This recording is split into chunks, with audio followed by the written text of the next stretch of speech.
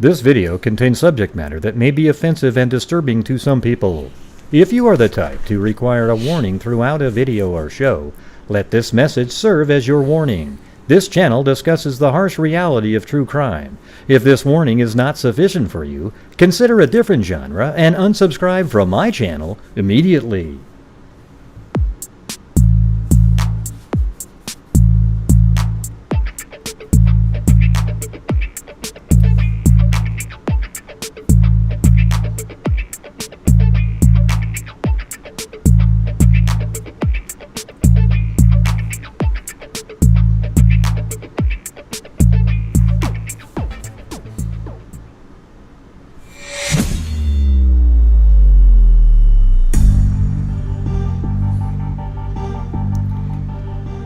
Hello, freaks.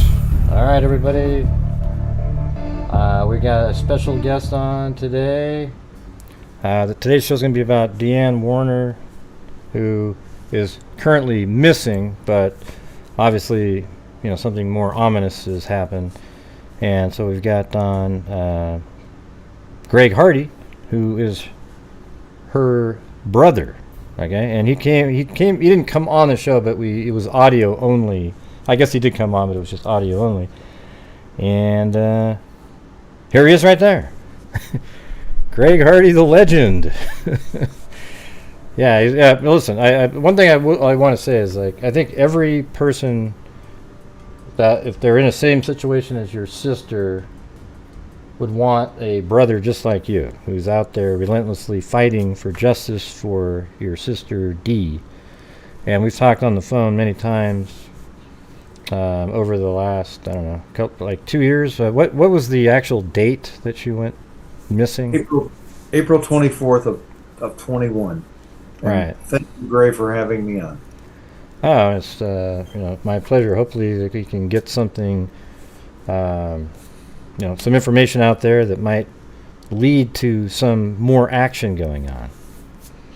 So I think one of the things that there might be people here that never even heard of your sister's case. So, if you want to, I do have a map out here. We could, by using the map, and you could talk and we can go through it and get everybody up to date on what actually happened, and then we can go through your PowerPoint presentation that you have. That'd be great. Oh, cool. So, tell us the story. Well, on the dates of April 23rd, April 24th of 2021, my sister, who was a business partner with her husband, Dale Warner, on your map there, were at their home. My sister had been in a reported dispute with her husband and with a couple of employees about some business matters. There was historically, they were both in a second marriage. It had been stormy throughout the marriage to a large degree. In fact, I actually labeled it early on after she went missing as a toxic relationship. What you're showing there is a picture of their business facilities, the home which she was at. Where is it? Where's the home in here? Just to the left of your cursor. Okay, over here. All right there, right? This one. That's a workshop. Right there is the home. Right. A very nice home. She had been out for the day, visiting her adult daughters, doing some other appointments, and I think a dance recital for her 9-year-old daughter at the time. And she had become very entangled in this discussion and dispute with her husband and an employee, or a couple of employees. But it wasn't a new scenario. It'd been a repeated scenario where there was a lot of fighting, a lot of just bad relationships there. And she had reported to her adult daughters, that she was going to back that evening and have a discussion with her husband and tell him that she was going to be wanting a divorce. And because she had been very distraught. My sister was a very emotional girl. Um, she wore everything on her sleeve. What you saw is what you got. She was. Some people wanted to say she was a little dramatic about some things, and I think some people, even in the family, thought that to some degree. But she was very troubled about what had happened in her relationship, what was happening in the business relationship with her husband, and it appeared there was actually no domestic relationship left there, and she decided that she just wasn't going to do that anymore because she was distraught. A friend of hers, who I have the live text of her friend, asked the friend to ask her if she would like her friend Amy to pick up her daughter so that she wouldn't have to experience this confrontation with her husband. And So is that daughter? That's Dale and her daughter. Like a yes, that is their biological daughter from in during the second marriage. Yes, okay. So she has a lot much older children as well too, she right? does. Yeah. She has four adult children that are all the mid to late 20s, early 30s. So was she an actual grandmother before she had the? She is a grandmother before she had that's her. that's funny. That's funny. I didn't even think of that.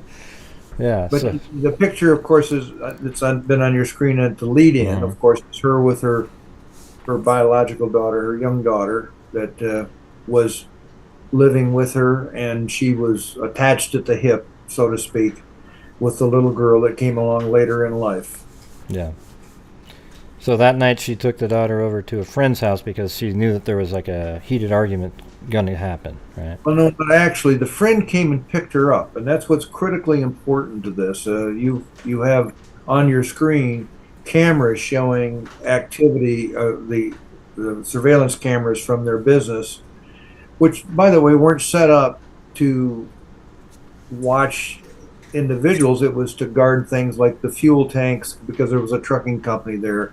The one down to the far right of your screen is a camera that was focused on the scales where they weighed in the trucks, right there where your cursor So it is. was more faced up that way then, right? Yeah, Not a not little the. bit more, yeah. Yeah, okay. But it was deflected by that tree that's right there by your yellow line. Yeah, that's probably all the scope you could get from it. Yeah. And so her friend did decided to come and pick up Angelina, and she was there. I believe the time is around 7:30, 7:34 p.m. She picked up Angelina. At that moment in time, uh, Dee's husband, Dale, was coming into the house, apparently to have this conversation with Dee.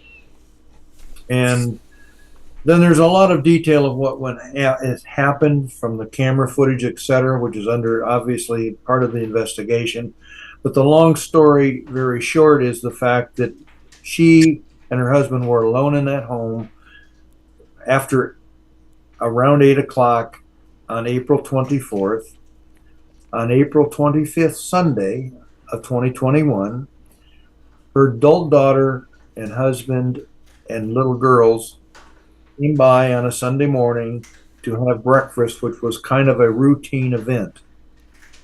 When they got there, her mom, Dee's car was in the garage. They went in the house, could not find Dee. Um, Eventually, they became more concerned, and they saw that there was her second vehicle, which was a Hummer, was parked down at the office, which is to the right of your cursor. Right here. No, I don't. I lost your Oh, cursor. sorry. I'm onto the There, wrong right there. screen. Yeah, Yes, this one. right out in front was, and that's where their business office was. And right out in front, there was this Hummer that they had used very infrequently, but had recently, in March, had brought it back from Florida behind their motorhome. And it had been parked up by the house for about a month. And Raquel, her adult daughter that was there for breakfast, noticed that car was now parked by the office.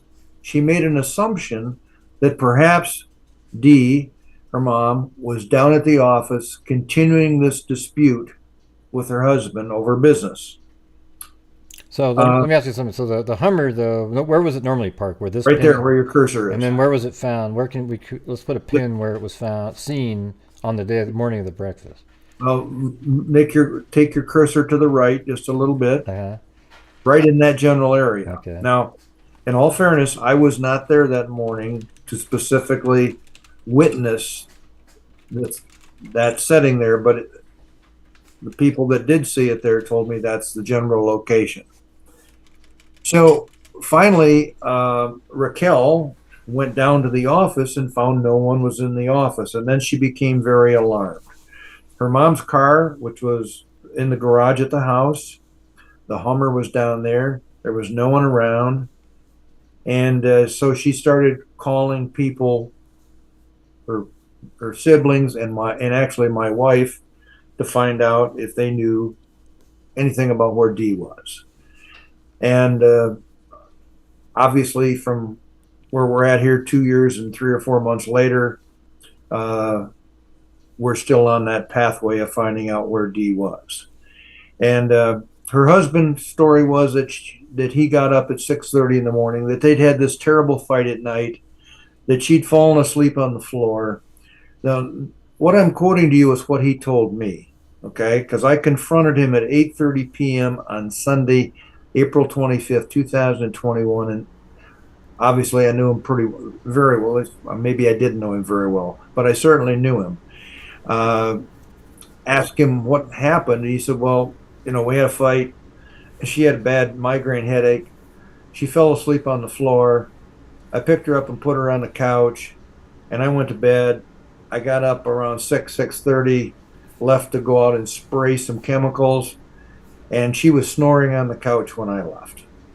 But he just picked her up and put her on the couch, but she didn't wake up. Yeah, that's his story, not mine. Yeah. Yeah, I mean that's just that's crazy. Now, I could elaborate a lot about that at this point, but in order to get the background of what happened, Yeah. uh, that's the 25th of April. She was discovered missing and has not been found to this day. And obviously, it's a small community, and everyone has been very concerned about this process. Yeah. And is there any other there's been a lot of searching that went on after that? I mean, So obviously. yeah, we immediately privately organized a search party because, quite frankly, Greg, when I had the news, my wife had called me. I was at a different location several miles from there at the time on that Sunday morning. I remember it very clearly. And at first, we thought, well, she's got to be somewhere around. She just didn't disappear. And so we called friends, family. Everybody said, well, did she go with someone for something? And then as it became later and later in the day, at the end of the day, then you starting to think about, well, she was emotionally upset. We all witnessed, not we all witnessed that, but many people witnessed that. I did not talk to her that day. But many people witnessed her being very distraught. So for me, my brain went towards, gosh, would she do something to herself? Would she possibly commit suicide? Okay. And so I organized a search party to search the grounds and around. Of course, the family asked her husband, Dale, where she was. And he said, I don't know. She must have left. Well, they spent hours looking at the security cameras with no sight of Dee on those cameras. Interestingly enough, her husband was on those cameras around the facilities. He said he left right away at 6:30. That's not true. He was around the facilities for another hour and a half. And so he did not leave when he said he left. So it propagated into more and more, very curious thoughts. What could possibly happen? And so, in my view, one of the possibilities was, because she was so distraught, well, could she have done something to harm herself? So we organized a community search party and covered 400 or 500 acres, walking with a large number of people that following Monday or Tuesday to try to see if there was any indication of that kind of activity, and we found absolutely nothing. So the authorities were called on Sunday night. A report was filed, a missing persons report. Her husband's story to me was what she took off. We had an argument, we had a very bad argument. She took off, and I said, well, Dale, how did she take off without a car? Okay. I mean, my sister was not a person who would walk around somewhere. She would drive around everywhere, but not walk around. She wasn't that kind of a person at all. She was kind of a foo-foo girl. So, his story did not add up to me immediately, and so I started calling and requesting information from employees, people closely associated with her. Well, if someone picked her up, who would have picked her up? And I soon came to the conclusion that was an unrealistic process, and I'll tell you why. Let's assume, Gregg, for you and I, we were close friends and we lived in the same neighborhood. And I called you up and I said, Gregg, listen, I've got a little problem going on here. Could you give me a ride to the airport, for example? Okay. And you said, well, yeah, sure, Gregg, I'll pick you up. Where do you want me to pick you up? So, well, pick me up at my house. And so you drive in, and I get in the car, and I said, well, Gregg, listen, it's a little worse than that. I'd like you not to tell anyone you picked me up. Okay. So you take me wherever, airport, train station, wherever.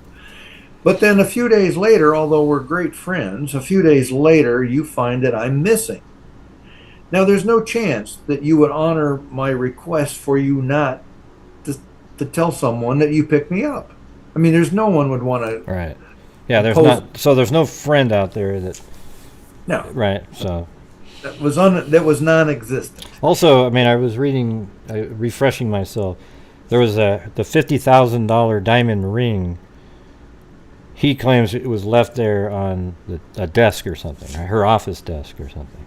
Yeah. Right. Yeah, that was he presented that to me at 8:30 that night. He had presented it to her adult children when they were in the office looking at the cameras, trying to find some inkling of these presents on the property on Sunday. Mm-hmm. And so when I confronted him at 8:30 in the evening, when he was out in a field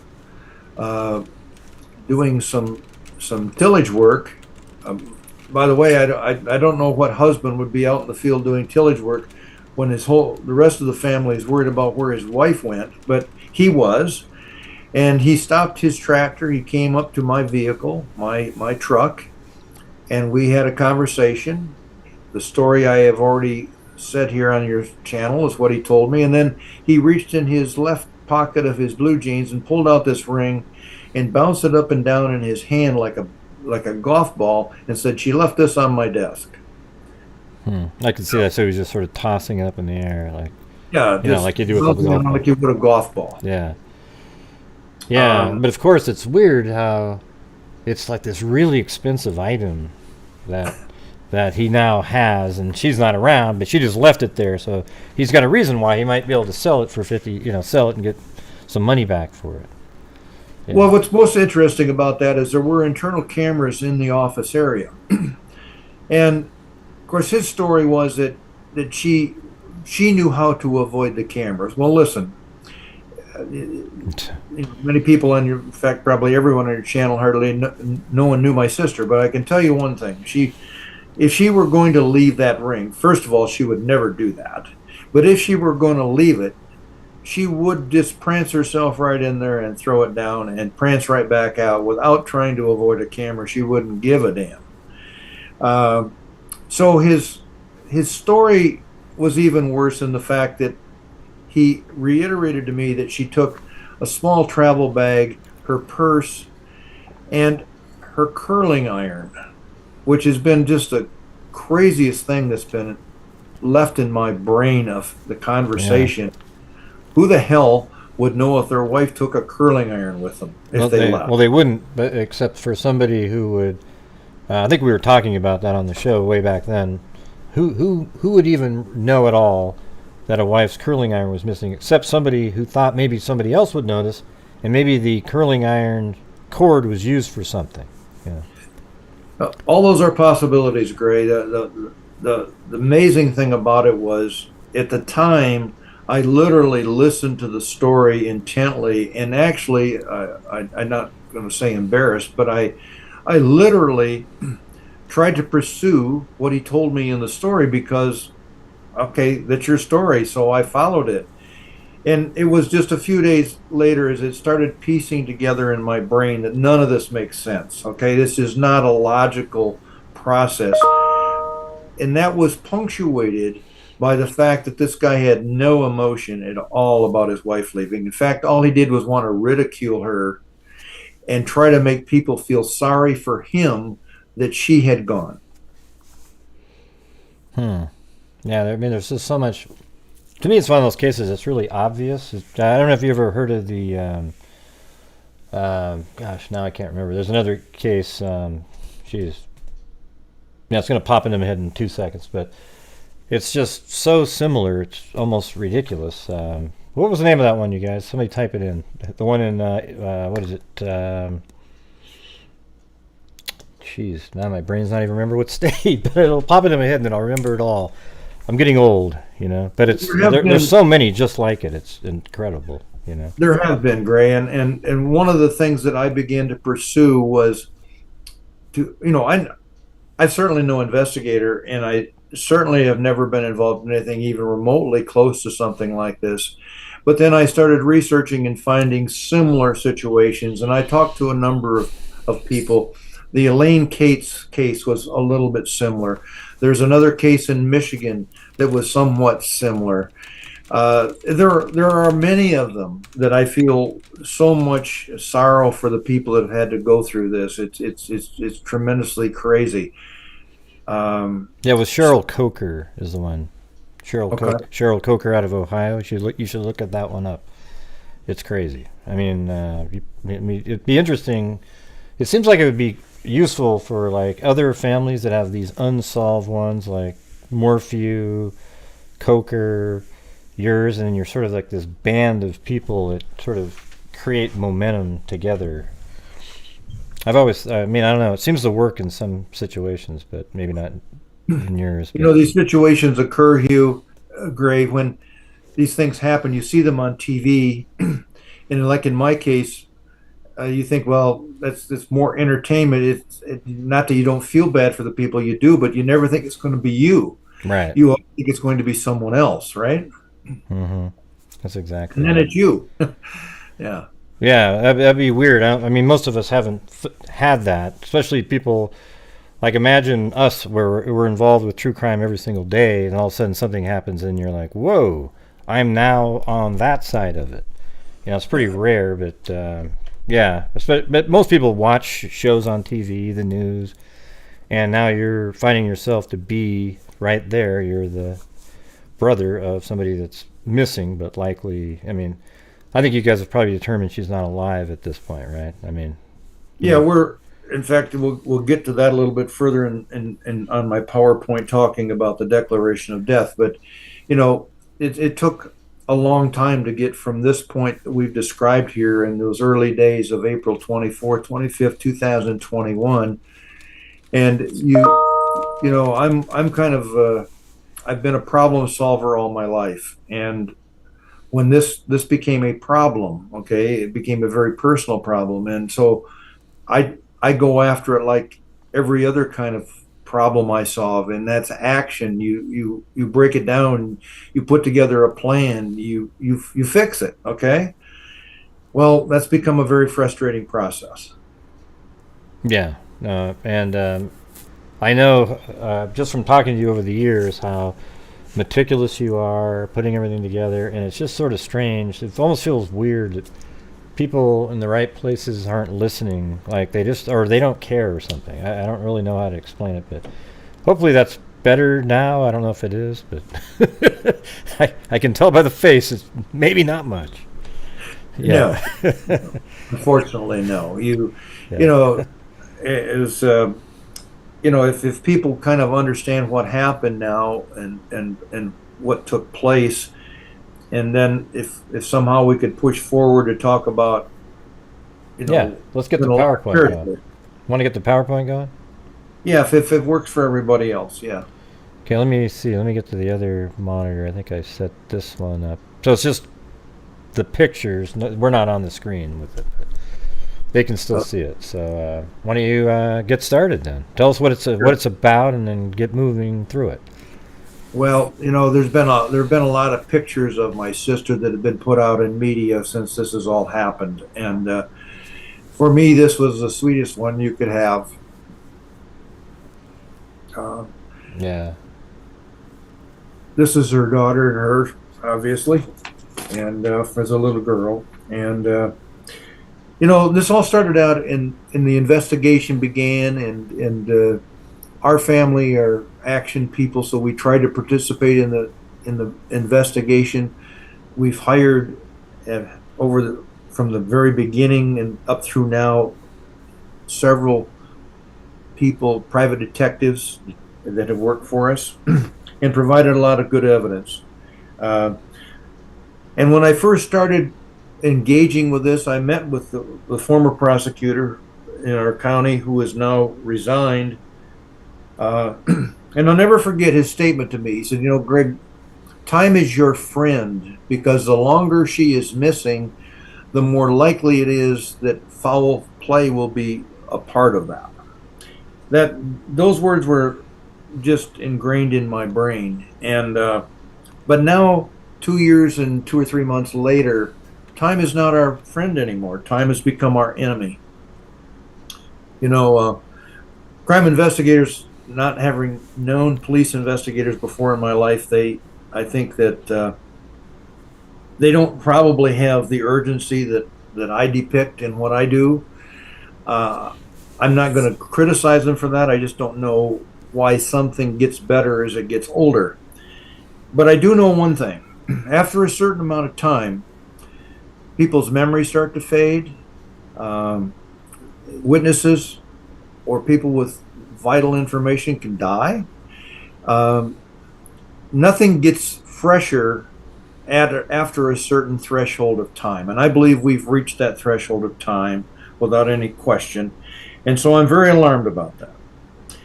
And the second thing that I'm very alarmed about regarding that is our system seems to be very, very concerned about protecting the constitutional rights of a criminal. And I have no problem with making sure someone gets fair treatment.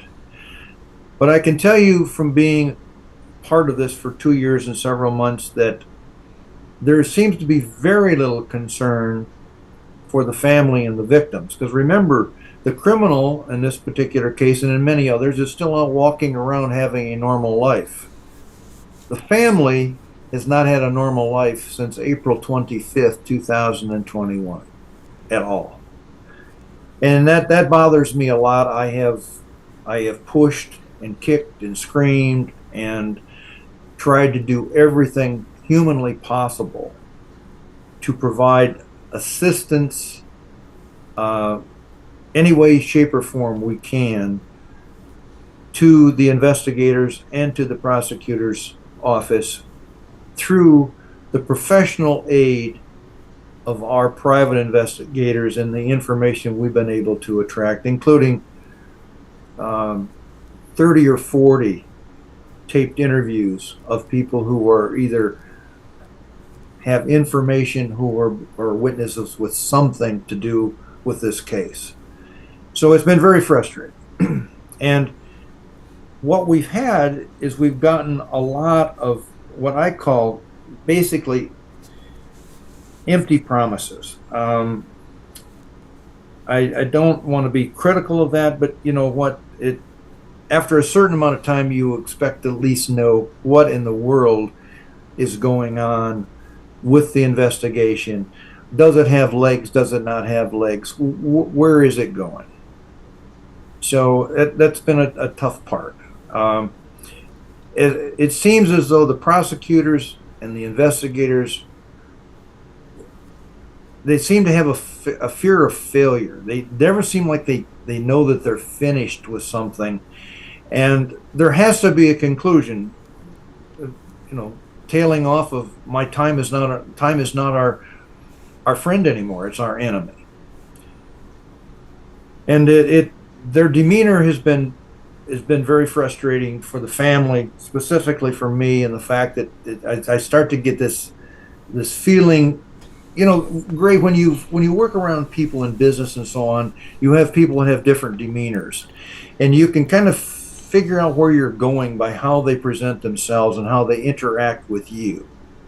In this particular case, I hate to say this, but they seem to they seem to exhibit an arrogance, for sure a non-accountability, and very self-centered in the fact that the only people that are capable of solving anything with this are them. They don't seem to want to take into consideration. Why do you think that it is, though? I mean, it's just so bizarre to me. From the beginning, it seems like they just sort of lackadaisical. Oh, she's missing. She went to Mexico or something. You know. Well, they have talked about the seriousness of which they've taken it. They have expounded to me many times about how hard they're working, and isn't I don't appreciate hard work.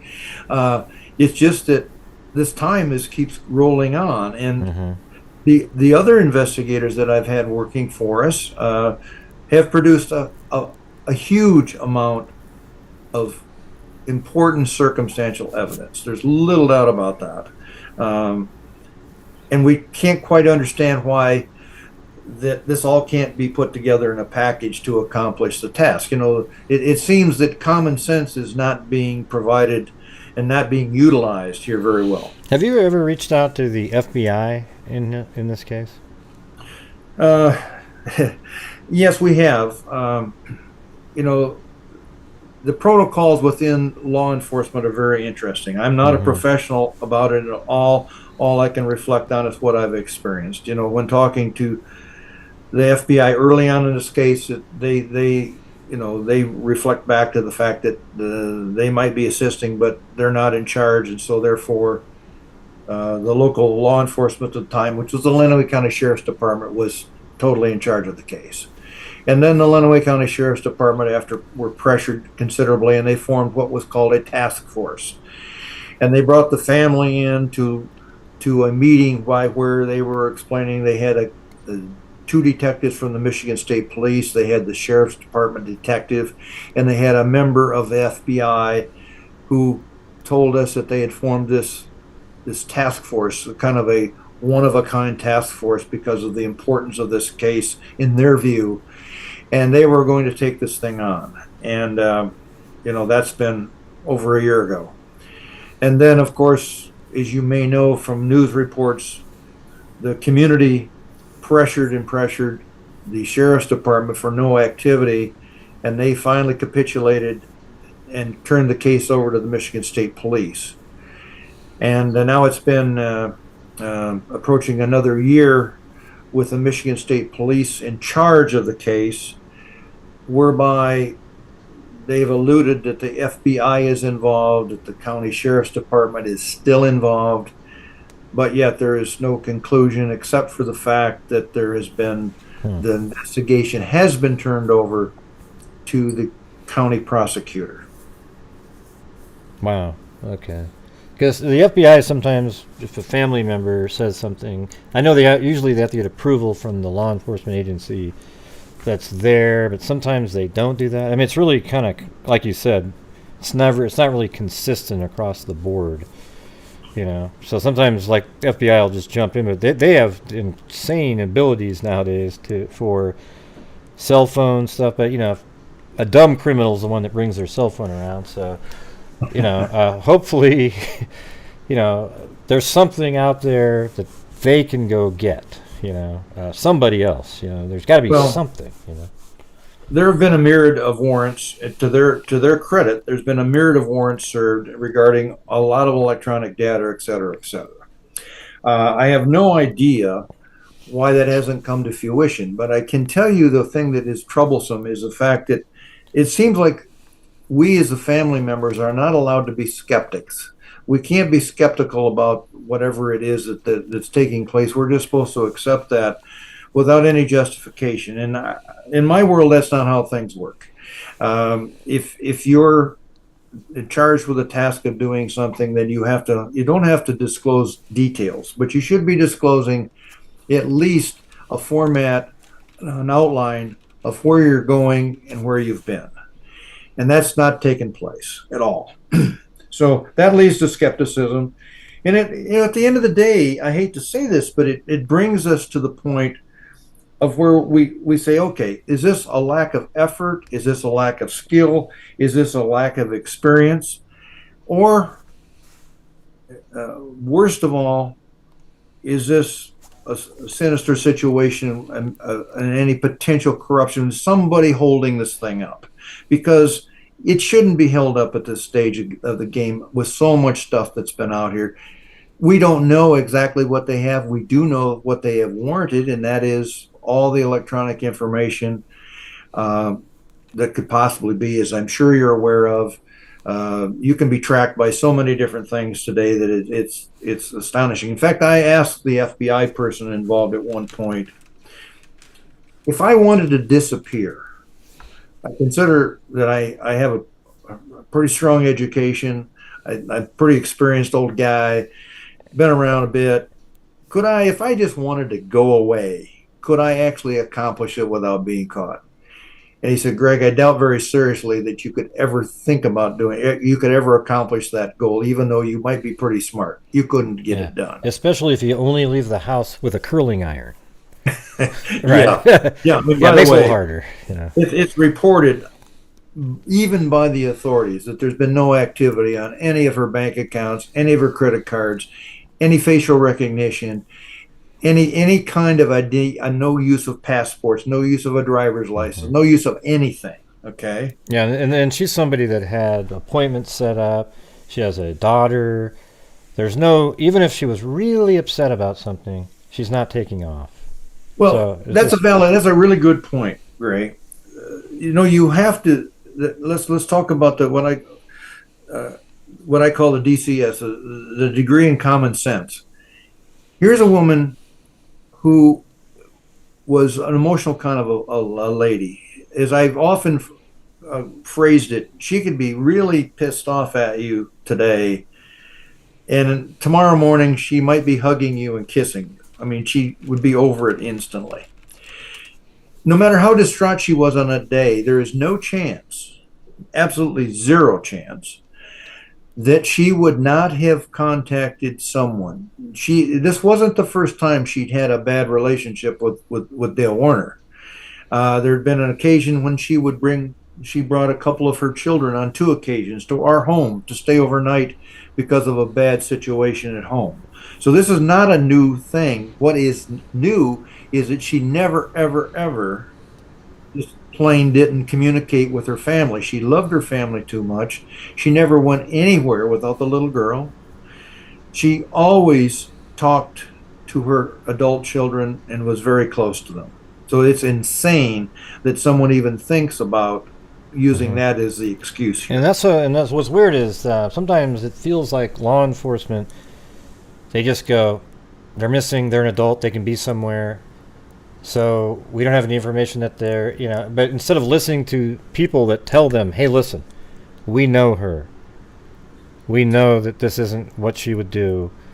And then they go, okay, we believe you, and just go full bore into the investigation. Feels like early on they just didn't, they were like, Well, there's no question. There's no question that was totally improperly handled at the time.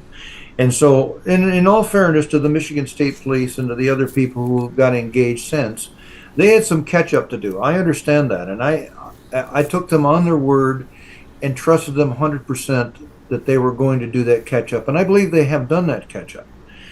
We can't go back and reinvent the first 2 or 3 days of the investigation, which were not good. And you said it yourself. The idea of them not taking into consideration, using judgment, using that common sense degree and talking to the family, they literally listened to Mr. Warner's story, hook, line, and sinker, and really did not listen to anybody else. And they followed that theory that you just mentioned. She's an adult, she could take off. Well, that's true, except that's been not her model at all. Exactly. It just doesn't make any sense. And a lot of times, like even in missing children cases, they do the same thing. Well, they'll show up in 24 hours. Don't worry about that. No. Well, it's like, no, I know my daughter. They always call when, it's like you got to listen to the people that know the person well. Yeah. Interestingly enough, Ray, I did a lot of research, as I'm sure you know, and I found a document produced by the FBI. I think it's called the EAU 45 or something close to that. I'm sorry I don't have it in front of me. And it's a printed document that actually gives a step-by-step process for law enforcement to follow during a missing persons situation. And it also parlays into a no-body situation. Well, being who I am, I actually printed that document and delivered it to the authorities, including the prosecutor. It isn't like this is something that does not happen frequently. It happens very frequently, and it's happened enough that the FBI decided to make basically a how-to-do pamphlet for law enforcement to follow step by step when this happens. I was obviously disgruntled when I found out that they didn't even know what it was. So it doesn't give you a lot of confidence, okay? Yeah. Cheers. So where are we? We're on D here. I can't remember. Prosecutors and investigators. Yeah, we already did that. And then what about E? Did you get the E on the bottom of that? Yeah, there's, what I really was alluding to here is that, we can't let this become a cold case. And it's people like you and others throughout the community, and we'll talk about that later, but have kept this from being a cold case. What I have learned, if you don't have someone driving very hard, these things kind of fade into the background. They fade into the back of everybody's minds, because there's always a new deal. There's always something new coming before the police every single day. It isn't like I don't have any empathy for them. I have a lot of empathy for them. It's a tough damn job. But at the same time, we have to be able to isolate it out. I mean, I'd like to think that a missing person and a murder should be pretty high on the schedule. And it should have a lot of priority, in my opinion. And so that's one of the reasons I'm on tonight, is to try to, this is a lot of time has taken place. 2 years and 2 or 3 months. Yeah. I'm amazed of how many people keep doing this, and we'll reflect on that here in a moment. Do you want to go on to number 3 now? Yes. The conservatorship is critical. I think you're on that. Yeah, sure, on it. Sure. The purpose, for those who don't know, and I'm sure most people do, but the conservatorship is, many times you hear about it being a conservator appointed for someone who's been incapacitated, or a minor child, or whatever. In September of 21, when I saw this thing, just what I thought going on forever, and now I am here almost 2 years, or a year later, I decided that I needed to do something to protect my sister's position in her businesses and everything else in her life. And one of the reasons for that is her husband was acting like he was just totally entitled to everything. She took off for me.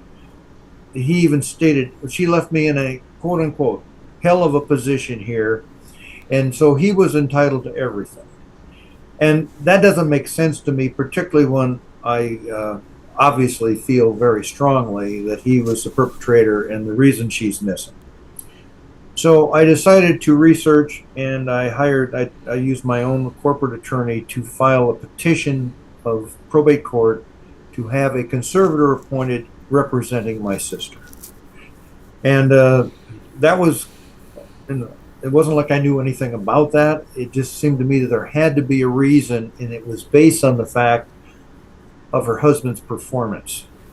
Here was a guy who wasn't concerned about his wife missing. He was concerned about what was going to go on in business and what he could do to normalize in quotation marks, his life. That's another dead giveaway for someone who's done something wrong, in my opinion. Yeah. So that's what I was granted that by the court. They appointed an independent conservator who was a local person. He was a CPA who was never been in that position before. He did a very good job with limited experience. It became such a big situation, a big case, that he was wanted to step out, and the court appointed a conservator who'd been an experienced conservator named Chuck Bullock and his attorney named John Polderman, who have been extremely good, extremely helpful in trying to protect my sisters, my sister's rights and her assets. Uh, I don't want to go into the detail of all of that because it would take the rest of the evening and I would lose some people. But I can tell you that her husband is now facing several contempt of court charges for maliciously not following court orders and doing some things such as closing bank accounts of hers with a forged DPA, a durable power of attorney, which, by the way, I had asked him if he had a power of attorney early on so that we could help find her and avoid HIPAA laws in case she was in a hospital somewhere. He said he didn't have a power of attorney for her, but he all of a sudden found one when I had petitioned the court for conservatorship. I later found and delivered that power of attorney signature of my sister's to a handwriting expert who has now testified in court, so it's public record, that it was a forged power of attorney. He then proceeded to sell her trucking business, which he claimed was not hers, but it was hers. The tax returns were filed in her name. The operating agreement was in her name.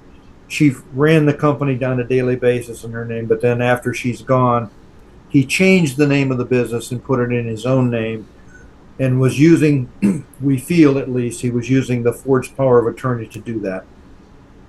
Jeez.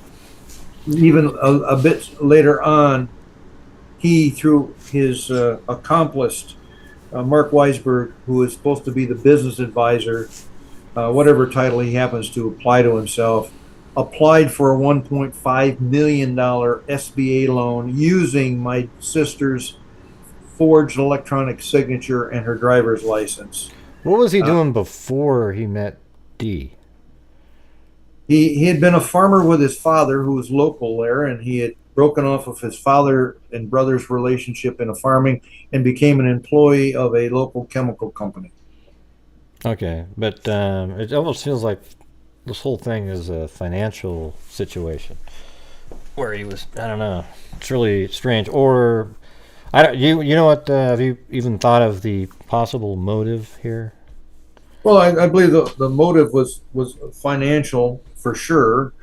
It was about losing, some things you can divide in half and each half can keep going. When you take a farming business and a trucking business and divide it in half through a divorce, neither one of them are going to survive. So he was facing a complete dissolution of the business, which for him was his, in my opinion, is all he cares about. I still feel the same way about that. So there was, it wouldn't be the first person who ever got involved in some criminal activity over business, right?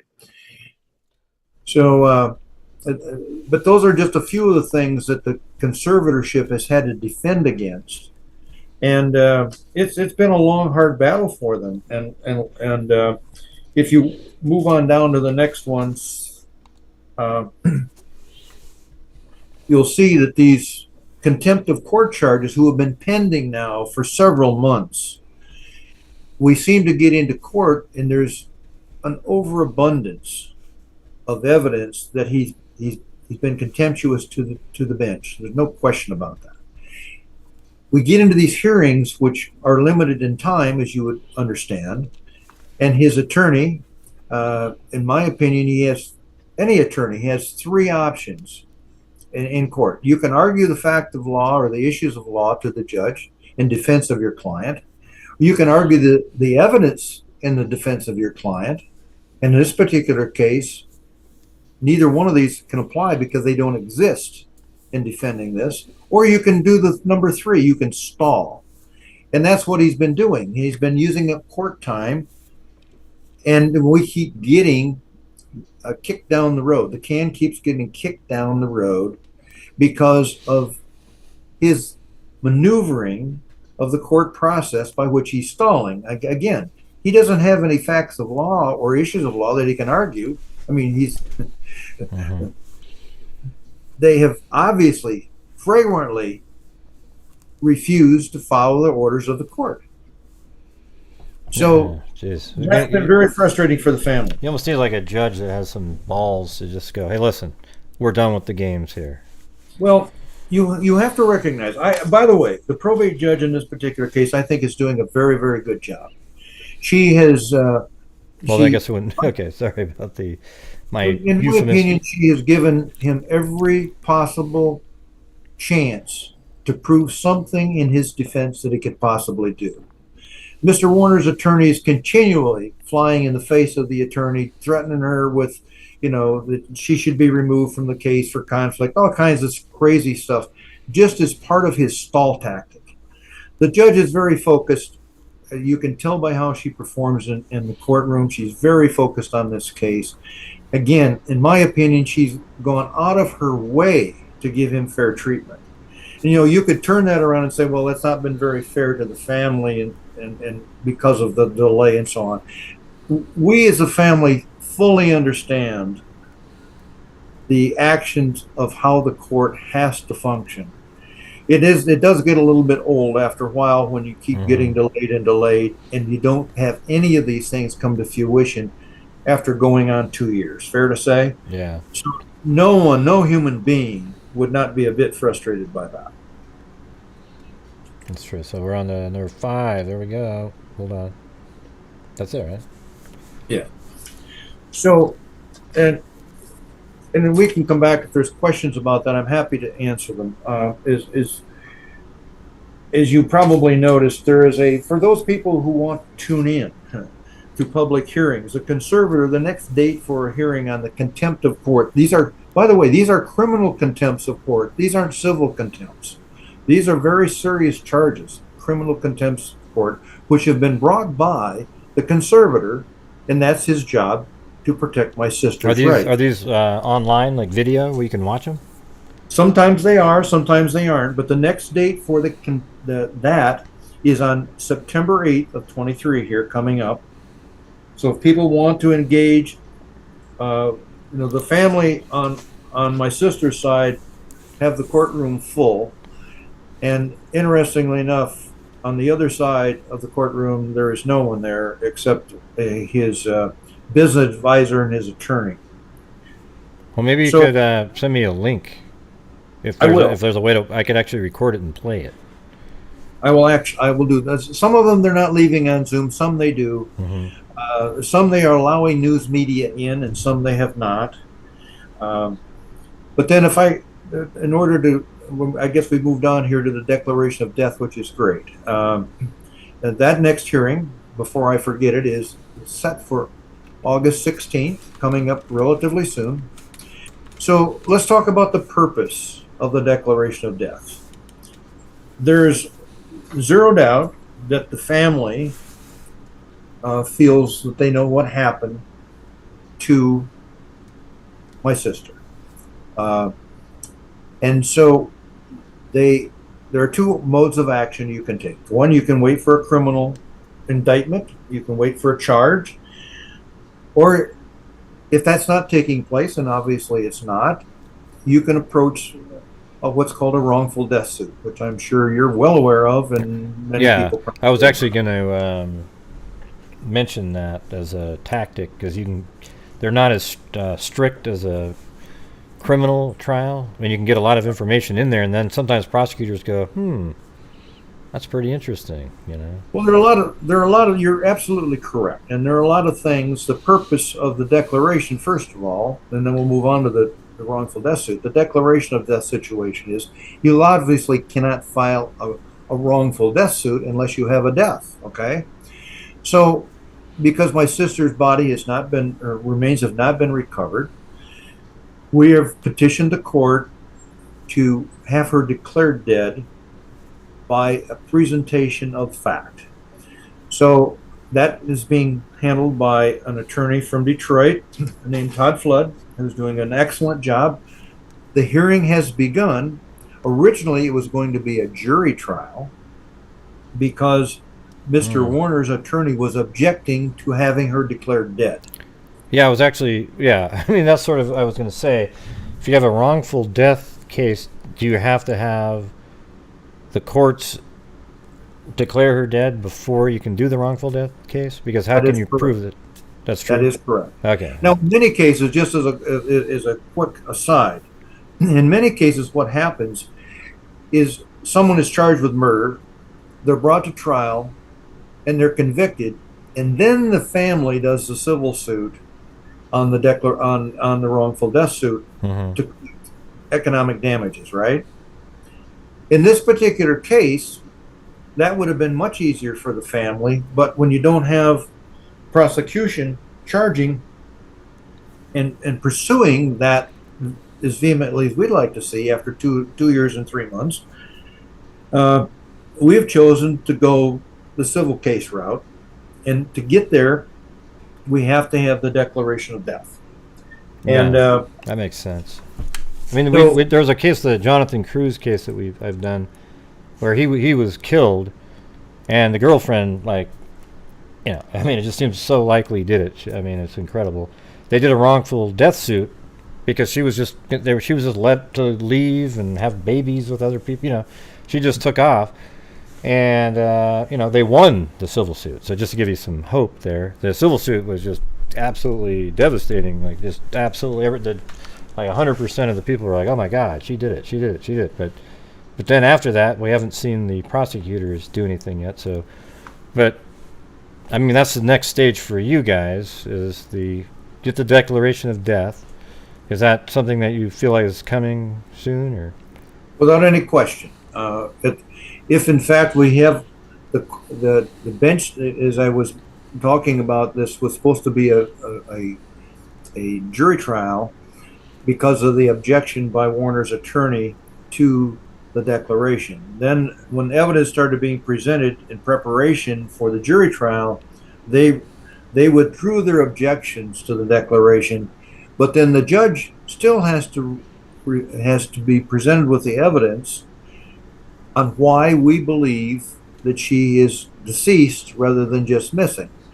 So, again, the Todd law firm from Detroit, or the Flood law firm, excuse me, Todd Flood is his name, doing an excellent job. He has a very well prepared case, has already started presenting it in probate court to the judge. The hearing was delayed, and then it re-engages on 8/16, here, August 16th. Which I believe, if proper time is allowed, he will present enough evidence beyond any doubt that she is unfortunately deceased. At that point, that's the trigger point for allowing a wrongful death suit to be filed, and it will be. The great thing about these kinds of cases is that, it for one thing, the Fifth Amendment does not work so good for the defendant in a civil case. The reverse inference takes place, and where if someone takes the Fifth Amendment, it's totally a different process by which that evidence is, or which that information is entered into evidence. And the other thing, of course, is the proof. The bar for the threshold of proof is only by a preponderance of evidence, not without a reasonable doubt. And there is an absolute mountain of evidence that will be presented relating to that. The circumstantial evidence, the factual evidence of other than circumstantial is already prepared and will be presented in that particular case. Yeah, and like almost all. Yeah, I mean, it's so amazing that if you get enough circumstantial evidence and you put it in together in a chain, it's better sometimes than a factual piece of evidence that people go, oh well, it's not circumstantial. It's like great evidence, but circumstantial evidence is when you start putting it all together, tells a story that's true. So That's absolutely the case, Greg. I'm glad you pointed that out because I did not know that. The people that have worked on this investigation for me, the different lawyers that we'll reflect on here later, have taught me that, and quite frankly, it was kind of an aha moment for me. But when you really think about it, it is true, and we're very much looking forward to having that opportunity in the court. yeah, well, I think knowing you and how you put stuff together and all the people that have helped you, that should be pretty interesting to watch. Well, Yeah. it's been tough, but I've tried to get through the myriad of stuff as quickly as I can. I hope I have not lost people with the detail I've presented. There's No, so much to it. You're But very interesting the way you explain it too. I think everybody's. Yeah, you haven't lost anybody. So the real thing that's been probably the most heartwarming part of this, and this is, we had no idea this would develop into what it's developed when we started. When we first started out, we were frustrated by investigation. We were more frustrated by the fact of bad communication between what was taking place to find my sister. And then when it became apparent that in my opinion, she was killed by her husband, that we just didn't get the kind of feedback we needed from law enforcement. And my son and some neighbors started the Justice for D campaign. And I have to give full credit to Catherine Adams, who has been instrumental along with other people, including my son Parker, and we're all working together. I couldn't have ever done this, but the Justice for D campaign just blew up into something far, far greater than I ever thought could happen. And I'm not a Facebook person, but I don't know. I think the number's somewhere in the vicinity of 20,000 Facebook members, maybe even more, I don't know, that have participated in this. And the other thing that they did, which has been more impactful than I can even imagine, is these yard signs that simply had on it Justice for D. Now there are two versions, but the first version was the early one, Justice for D. And in fact, I think here on my program here we have some pictures of some of these sites. If you could you scroll up to those, please? oh, you want us to go to the next one up above? Yeah, just for a second, if I could, and then I'll return back to this one. Okay. Other way. Oh, you want to go down one more, or Yes, down one more. Yes, to the pictures of the. Okay. Yeah, there we go. Thank you. These are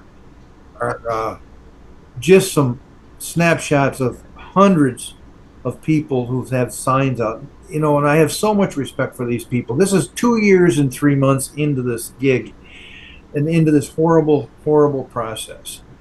And look at these people that have signs up to this day. These are current pictures. These aren't old pictures. These are in the last couple of weeks or last week. And I try to illustrate that these are just regular people who have put up these pictures. Some of these people, I'm not even sure knew my sister personally, but they're people with a high degree of common sense, a high degree of respect for law and order, and they care about what happens in their community and to their people. And by the way, these people also have a big voice in saying to the police department, to the prosecutor's office, hey, we deserve some accountability. You're there to do a job for our community, and here we have this member of our community that's been gone for 2 years and some months. Somebody need to become accountable. And that's what these people say. They're screaming it.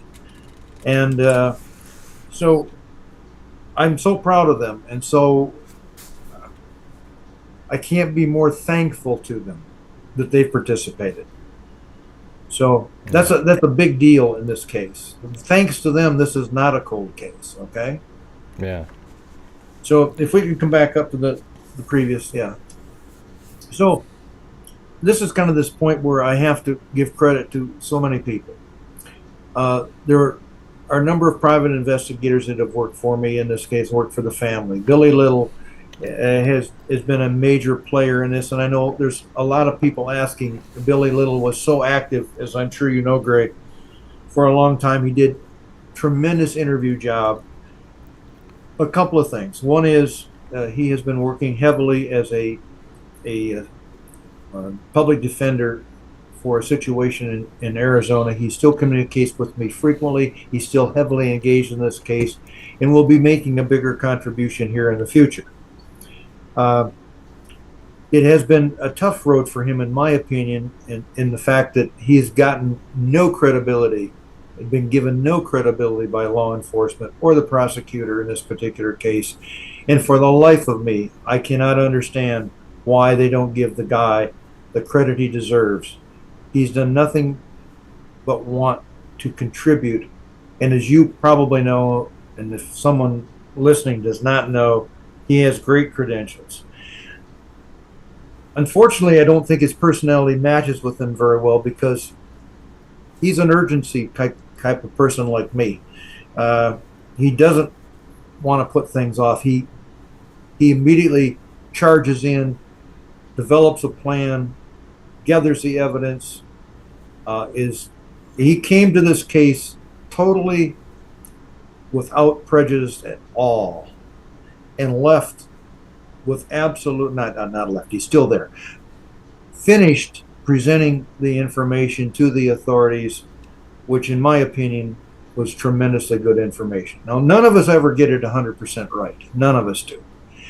But you have to do something to advance the ball down the field, as I often put it. So, great bunch of thanks to him and Chris McDowell for their efforts there. There are also a lot of current and retired law enforcement people who have contributed endlessly to trying to help support us in this case. I don't believe they've got even a little bit of credit that they deserve. And this has happened as late as today, where a former law enforcement person is engaging to try to help. The tough part of it is that they make a lot of sense. And what they say should be happening is not apparently happening. And so it's very difficult, but we appreciate their feedback. The prosecutors, either current or former prosecutors who I've consulted, you've probably already picked up on the fact that I'll call anybody and talk to anybody who might provide some sort of help for this case. There have been a number of retired and current prosecutors and criminal attorneys from across the country who've offered advice and support. And so when you hear me say some things, it isn't about the process or about what's happening in court. I'm no attorney. I don't know any of that stuff. I have learned this by consulting people who are in practice, who have been formerly in practice, who are willing to share knowledge and educate me about what really should be taking place. And so please keep up the fantastic support that they've been doing. It's been instrumental in keeping this case alive. Thank you all very much for that. And by the way, the media has played a huge role. People like yourself, Greg. From national news, stories, networks like Dateline in 24 hours or 48 hours and all of that. And then right down through local radio stations, local newspapers, local television stations have all been fantastic in supporting this cause, and I appreciate them. Yeah, cool. Let's see. You want me to go through the pictures again, or? No, that's good. I mean, everybody saw that these are. Okay. I'm so proud of these people, and here we go. Some people use the term "salt of the earth" people. Mm-hmm. Yeah. Yeah. That's cool when people do that, just help out because they want to. Everybody in the community bands together. Yes. So, and kind of the end here, I'm happy to take questions if people have them, but thank you again so much for having me. The continued public support is imperative. I mean, it absolutely keeps this thing going. And demanding accountability from our justice systems needs to be escalated. I mean, this is 2 years and 3 months in. I don't understand what's wrong with accountability. All of us in the real world have to have accountability.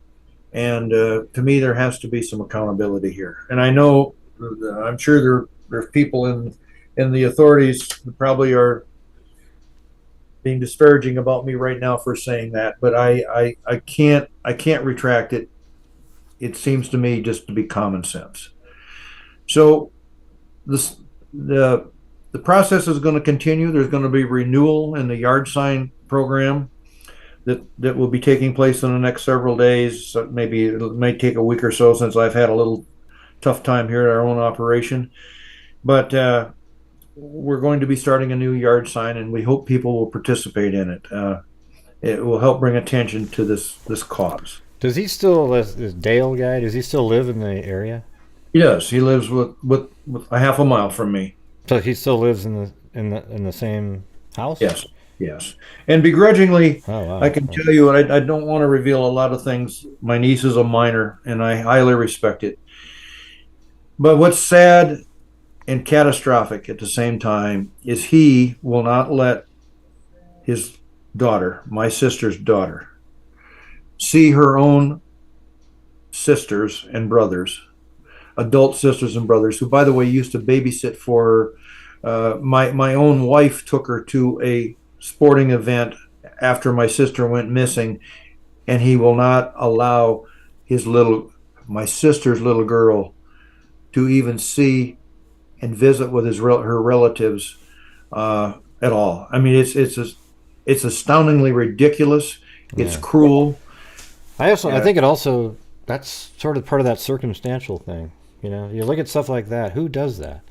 Uh, You know, somebody is trying to, make sure that somebody doesn't say the wrong thing, or, it's just weird. You know, well, people, it's a step greater than weird. yeah, It's I've been very voiceless about this. I do not hide anything about this. This is craziness. But there it comes down to the accountability. You know, we have an attorney ad litem appointed to protect my niece, a court-appointed attorney ad litem. By the way, the family estate is paying for that. The public is not paying for it. But they use the excuse all the time that, well, the laws don't allow us to do such thing. I mean, we always have an excuse why we can't accomplish something. And in my world, excuses don't matter. It's results that are the only thing that matters. So don't make excuses. Do action. Put together a plan. If it's broken, fix it. Okay? But don't use it as your excuse for non-performance. And I mean, I just can't even imagine how the little girl is being tainted against her rest of her family and her mother by this animal. yeah, it's just horrible. Yeah, I mean, wonder what. I mean, does she have friends, or I mean, it just seems really like a strange story. Yeah. I mean, can't, you know, Well, I she mean, does have friends at school, and the friends leak out information to the family, which have not always been good things, by the way. And they've been brought to the attention of the attorney ad litem, obviously, friend of the court, that kind of a thing, probate court. But there's, again, one of the biggest problems here. There's been a lot of information. There's been a lot of charge. There's been a lot of things going on. But we don't get to the end. We don't get to fruition. And that's part of the frustration. Excuse me, I've got to have a drink of water. yeah.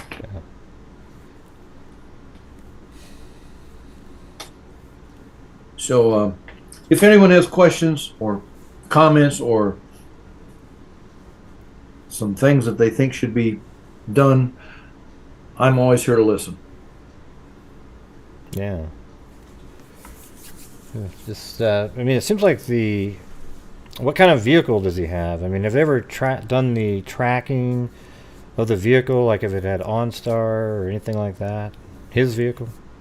Yeah, there have been warrants for such, but remember the biggest problem, Gray, is the fact that we don't know because there's been no charge, so there's been no preliminary hearing, there's been no court action to bring this information to public view, or to even family view, which is obviously public view.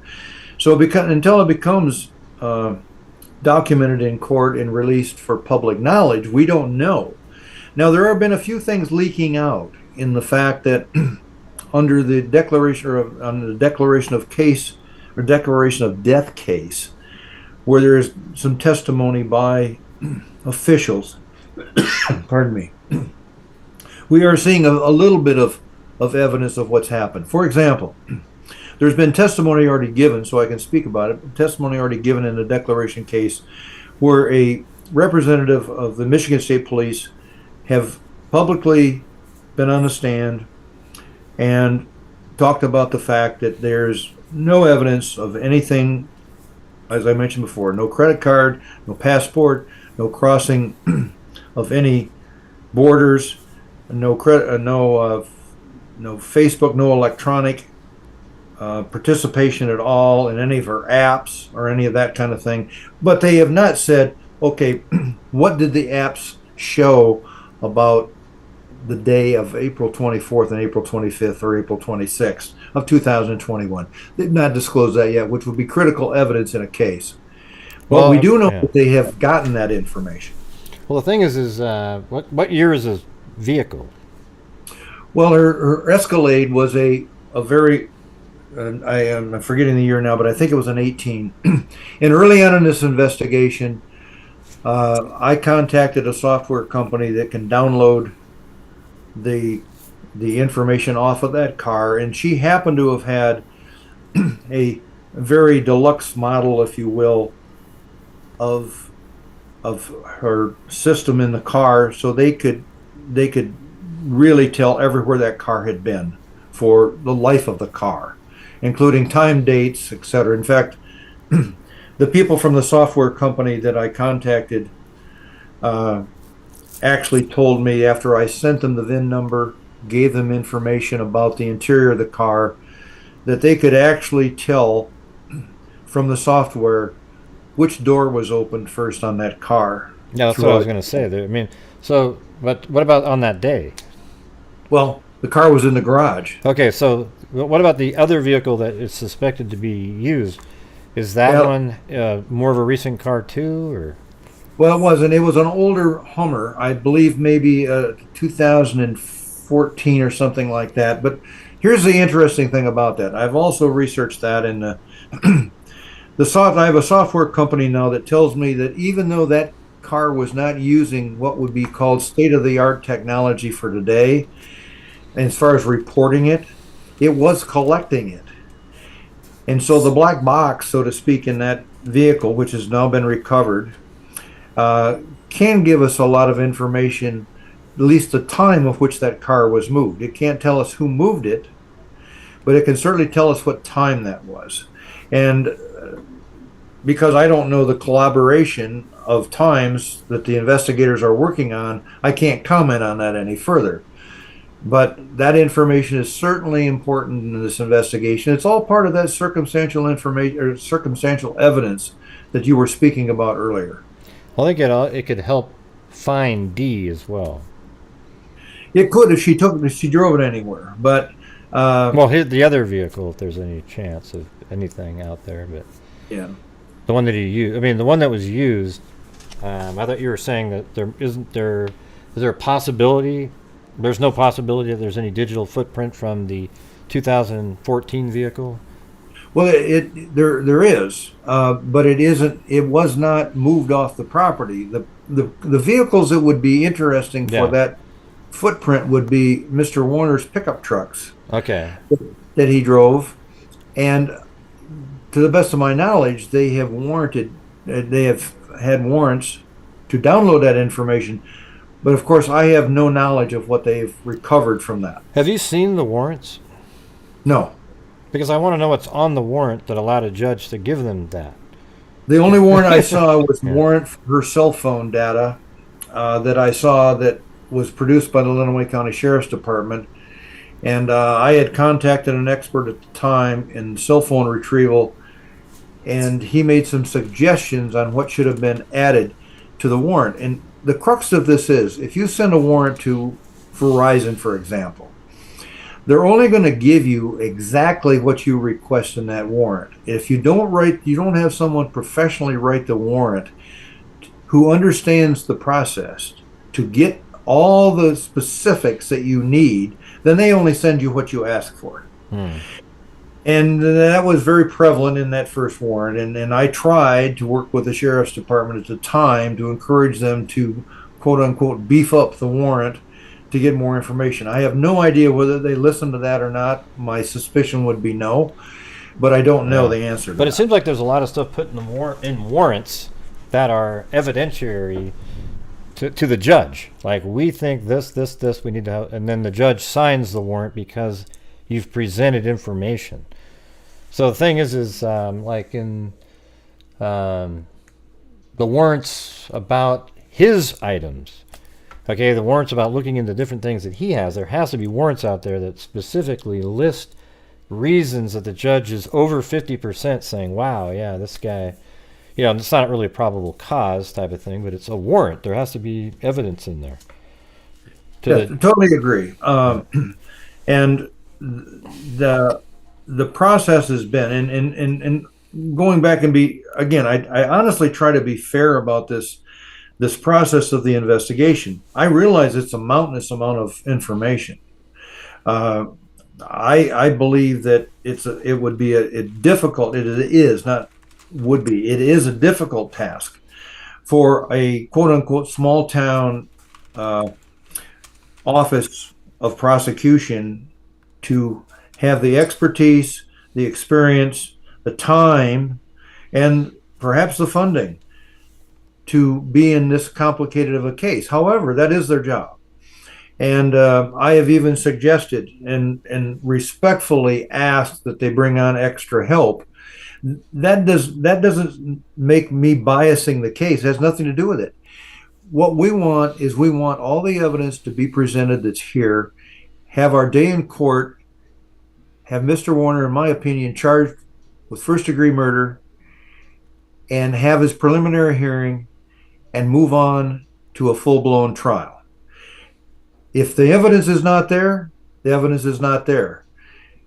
But of course, we strongly believe it is. But if it's not going, the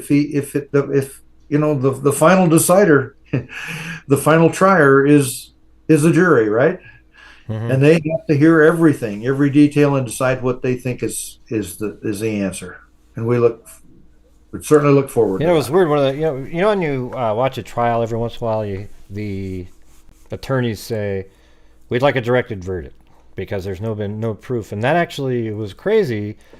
I can't remember the name of the case. It was one of the ones I've covered, but it was just a couple of days ago where they said we want a directed verdict because there's no proof that this person isn't alive. And boom, the judge said he threw out the case, but I mean, they can still be charged in the future.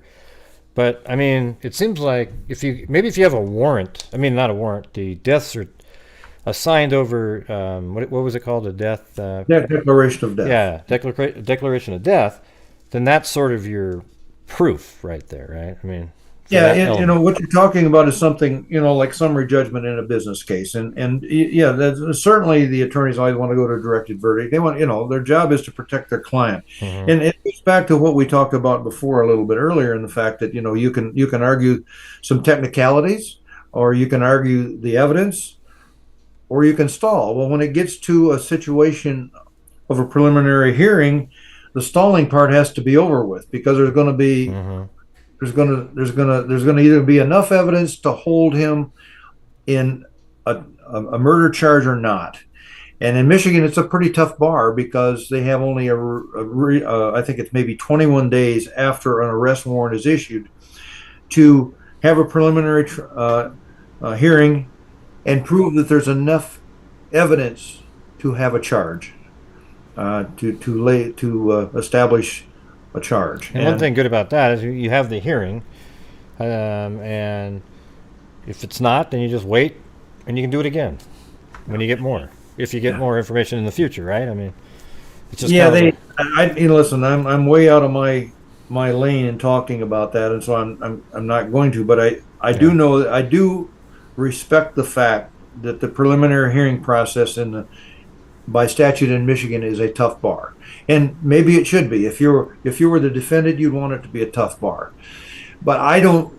I still believe we have a mountain of evidence to prove that, and I'm looking forward to the opportunity of presenting the evidence that we have, at least, in a wrongful death suit. What about a grand jury angle where there is no preliminary hearing? Do you think Yeah, they? it's interesting, and again, I'd be diving into Well, I'm just asking. Just maybe you've talked to people about it. Or, the question becomes at some point in time here in this case, at what point do we, the people are trying to get justice for D, what point do we push back and say, why has not the local prosecutor taken action? So then we have to step up to the Attorney General's office in Michigan, as I understand it, and I've already made some inroads in that direction because, quite frankly, I'm sitting out here in the dark without even the light on my cell phone to know where we are in this case. And so, if you try to plan the future based on history, we've not gotten where we need to be in 2 years and 2 or 3 months.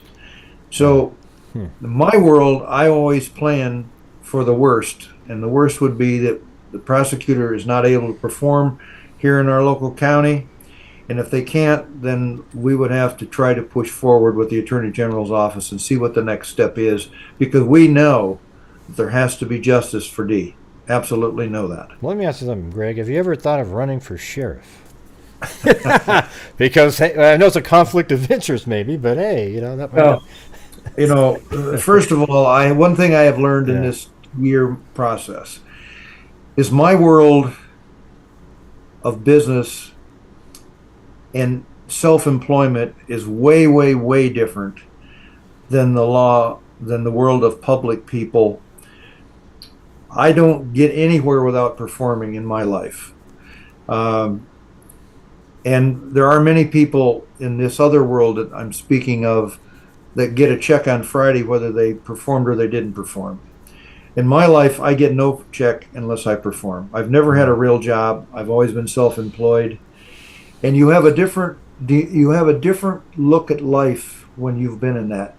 One of the tough things about this case, I'm sure for them, who, they've been very critical of me. There's little doubt about it. They don't like being pushed around. They think I'm specifically pushing them around. I'm not. I'm looking for accountability. And accountability for me is very simple. You either can perform and you say you performed, or you show you performed, or you say why you did not perform. And you have some logical reasons, some standards by why that didn't happen. This does not exist in this process. And I believe it is systemically a problem in law enforcement throughout our country, not just in this state or in this county, where there needs to be a serious look at it. And I've recently had a meeting with the Judiciary Committee at the House of Representatives in the state of Michigan here talking about this, which, by the way, there was a committee member who totally agrees with me. So these are difficult things. And there's two different worlds. There's my world, and most of the people who are listening to you probably have a world similar to that, where we all have to be accountable on a regular basis. Yeah, that's why I always say there should not be unions in government work. I actually literally say that because if you get rid of unions in government work, and you can be fired for not being good. Like some teachers are terrible, and they just get to keep on teaching because they've been there, and they get to keep on going. So I agree with you on so many different levels there. I would just keep thinking. I had this friend. Let me just throw this one quick one. I had this friend that was working at he was a mechanic, but he was always trying to get that job at a government agency. So he was a mechanic. He was always good, really hard worker. Then he got hired by the downtown as a mechanic on their vehicles, and he was there, and he was just working really hard, and everyone would go, slow down. Hey, slow down, man. We got to keep this work going through the week. See, isn't that exactly? It's just sort of like this. Don't work hard, just spread it out. don't just, because you got to really work hard. Like these law enforcement people, and so, I mean, I'm not saying that all of them don't work hard, but there's people that, they're going to get their check, and sometimes they just don't. It doesn't, it's not like I got to get this solved or I don't get paid or something like that. You know what I mean? Like if I get this solved, I'll get paid. I don't know. It's just strange. I think it's very important to understand all sides of this. What's a real dichotomy for me is I have, and I mentioned them earlier in this podcast, where I have these former policemen, these former detectives, these former officials in the judicial system contact me unsolicited and say, gosh, Greg, this is not right here, what's happening here. That's not how we should be performing. We didn't perform that way when we were there. There seems to be a big disconnect.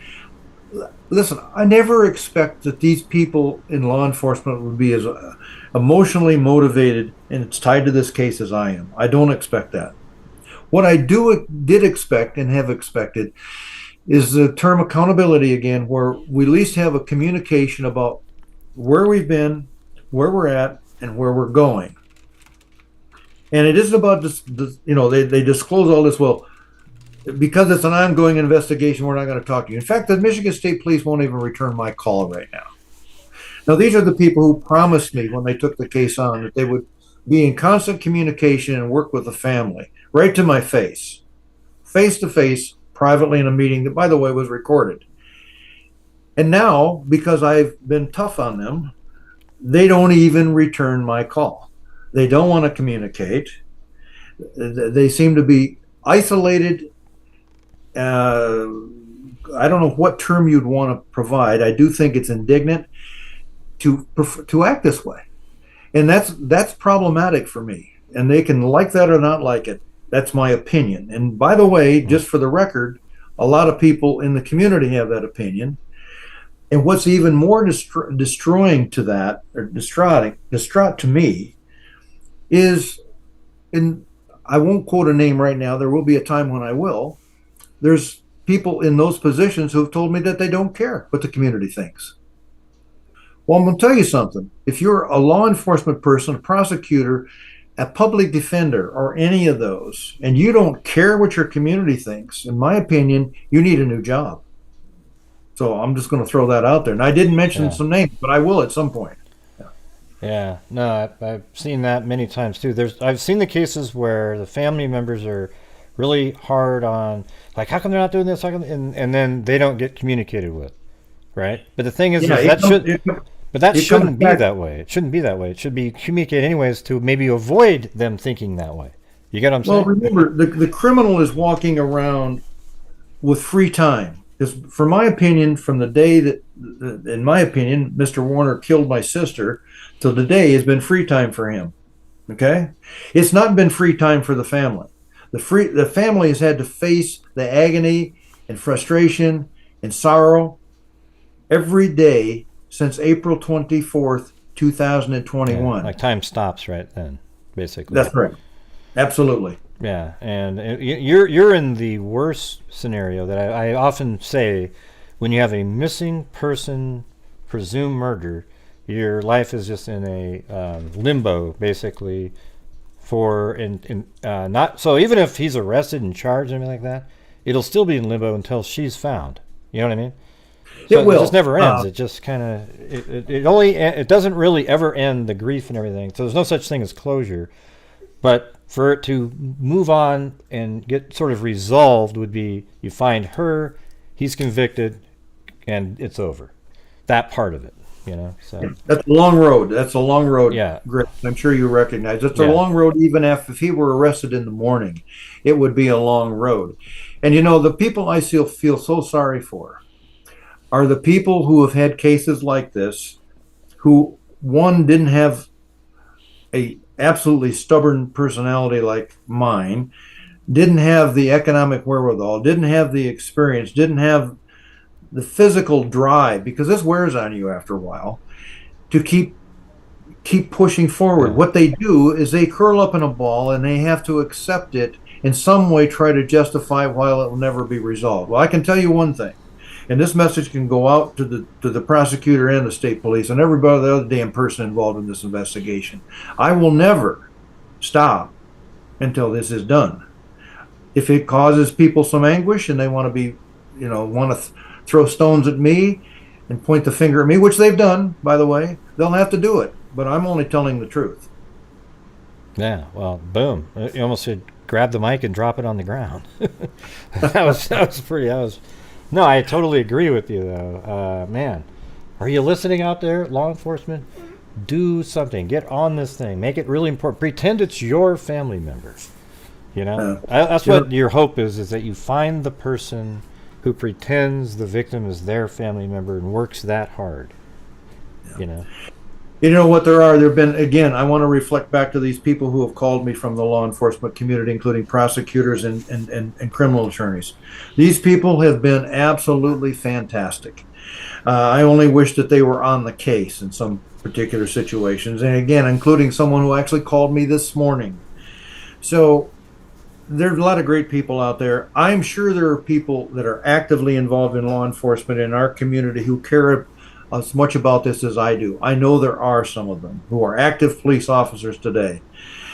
Right now, I believe the heavy lifting is setting in the prosecutor's office in Adrian, Michigan, and Lenawee County. That's where I believe it's setting right now. So what is the very next thing that you feel pretty... Okay, you're going to get the declaration of death is next, right? Yep. Yes. And then I'm sure that'll probably be a somber moment when it's sort of like you see this document. Maybe, you already think that, but when you see the document saying that, although you probably already have thought that, so you get that, and then you go for... Are you going to do the civil suit straight after that, or...? Absolutely, immediately. One thing I'd like to share with people about the declaration of death hearing, because it already has begun, and there have been witnesses on the stand. There were 3 people put up on the stand as witnesses, sworn in, and gave testimony regarding why my sister is not here anymore. And they were friends of hers, and I'll tell you, they provided riveting testimony about my sister, including character stuff, and actually they were giving testimony of why my sister would not vanish without contacting someone. She would never leave her family, etc. These people gave riveting, deep, heartfelt testimony, and there wasn't hardly a person in that courtroom that day that wasn't either welled up or crying, except guess who? I know who. The only one that showed no emotion. Yeah. It starts with a D. There you go. So anybody who the people who weren't able to witness that, that would have been so impactful on them to watch that kind of testimony. There will be more of that, by the way. And it was brought to my attention that one of the press people were focusing on Mr. Warner during that testimony, when even it appeared that the judge was welled up hearing what was being said about my sister. And it's really interesting why her own husband, under whatever circumstance, would not have been emotionally impacted by that. Yeah, if it was literally just an argument and boy, she disappeared, you would actually be really sad when people were talking about it. But he didn't. It's likely possible he never even loved her at all, and it was just all about the money part of it. Well, we could go into that subject matter at another time. It becomes a psychological process. Well, maybe we could do another show where it's just pure theory type stuff. I don't know if you want. I would love to hear some experts expound on that. I'm certainly not one. Yeah. All I have is, on that regard, is a degree in common sense. Okay. Well, that's what we like to do here. That's all we do here. My channel is. You take the factual information, you put it together, use common sense to come up with the theory in cases. So I think that's why everybody on my channel loves listening to you, because you sound how we try to do our show. Literally just work through it. This is what makes sense, and sometimes people don't like it because they like the conspiracy theories, and those are it's more entertaining. But the way you do it is exactly how you should do it. Well, So thank you very much. It's I knew nothing about this. I Until this happened, I was never on a podcast of any kind. And so this is a completely new arena for me, and I so appreciate you being willing to listen to me and being willing to share your network with me and all your listeners. Thank you very much for listening. yeah, well, I appreciate you coming on. Do you want to? Maybe we'll do another show at some point in the future for updates, I'd something be like happy to that. do that at any time. Well, everybody loves you in the chat. I've been watching, reading the comments. They're like, yeah, I mean, you're like a hero to them the way you are. So Well, that's yeah, good. yeah. Well, just keep doing what you're doing, okay? You're kicking ass We're for not going the. to stop. This is a vendetta, not a vendetta. This is something my sister would do for me. Uh, You're on a mission to get justice for D. Is really it. well, and so many people. That was what's interesting, and I won't continue on about this. But in part of that testimony that I mentioned was so riveting was the fact that that's the kind of character that these people gave testimony on about what my sister had done for them. And so I know she would do it for me. No, I mean, I have no doubt. I can tell that you guys probably had a relationship back and forth like that, and um, Well, I mean, like I said at the beginning of the show, she's just lucky to have a brother like that, like you, still fighting, and have the ability that you do with the background that you have, and yeah, I mean, it's just amazing. I mean, it's amazing all the stuff that you've put together yourself, and it's sort of sad that you're not the one that's actually on that other side. I mean, of the law enforcement side of this thing.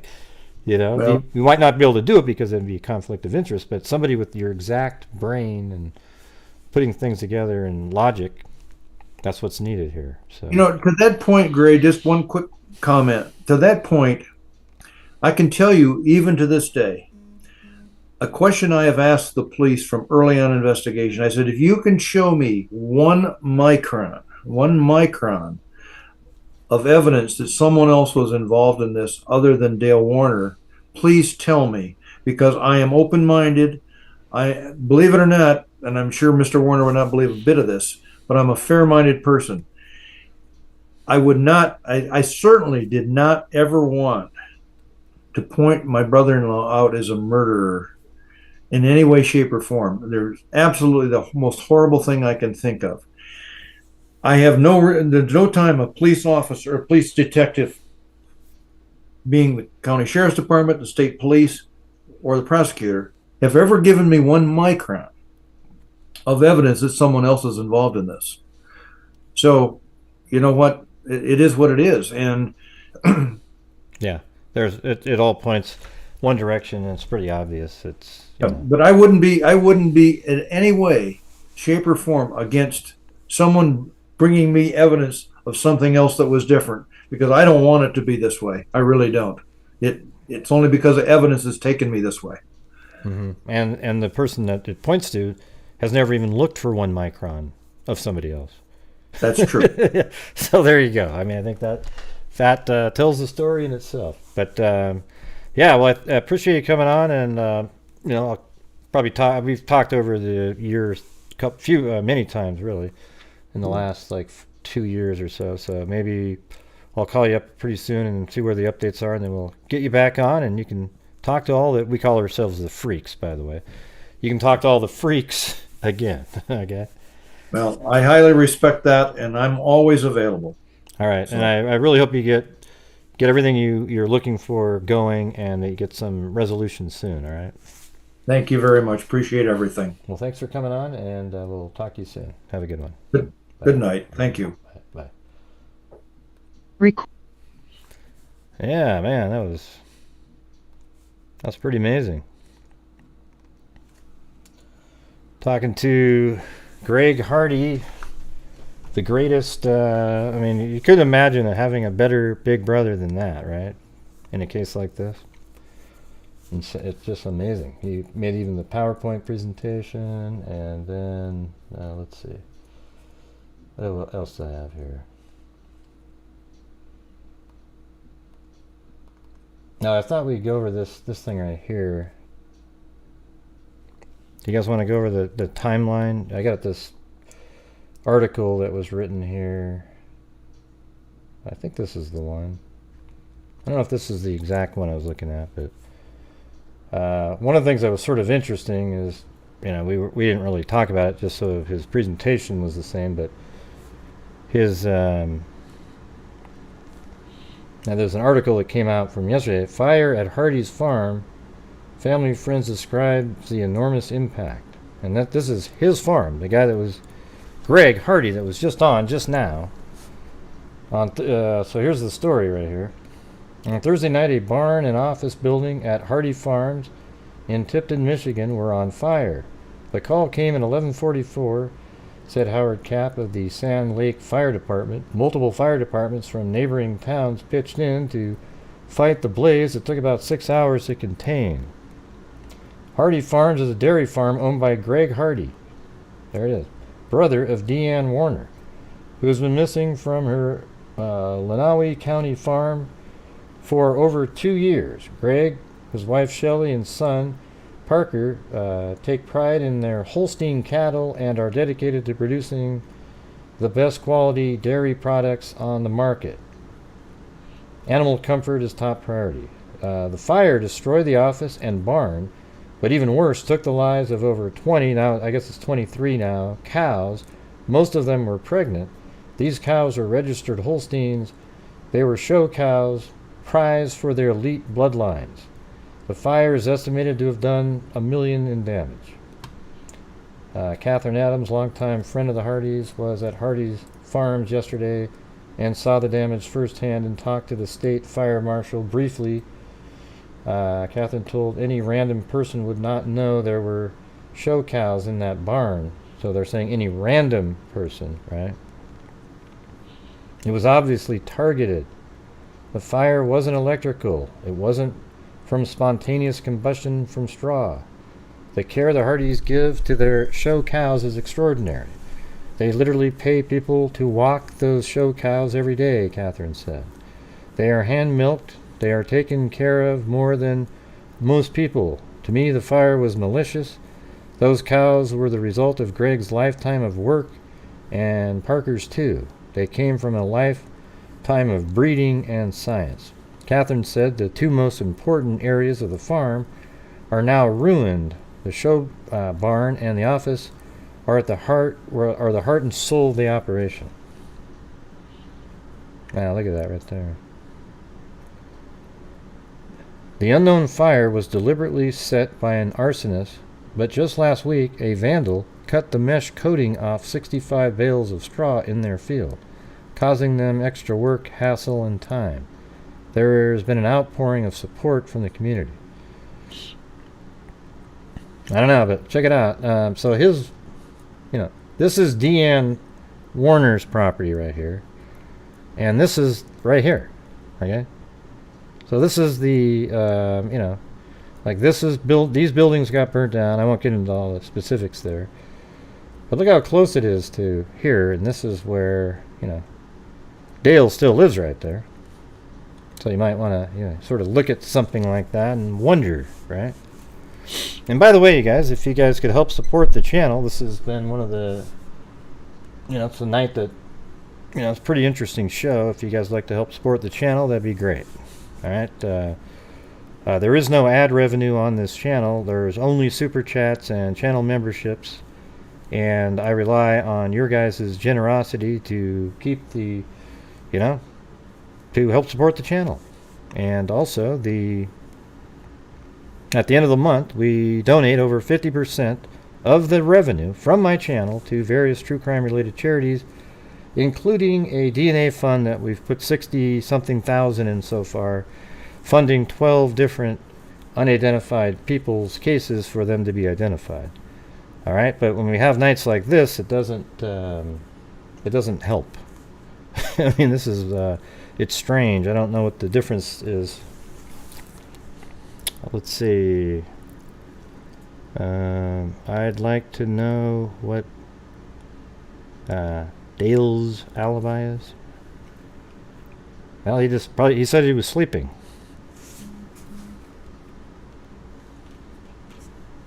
Wait a second.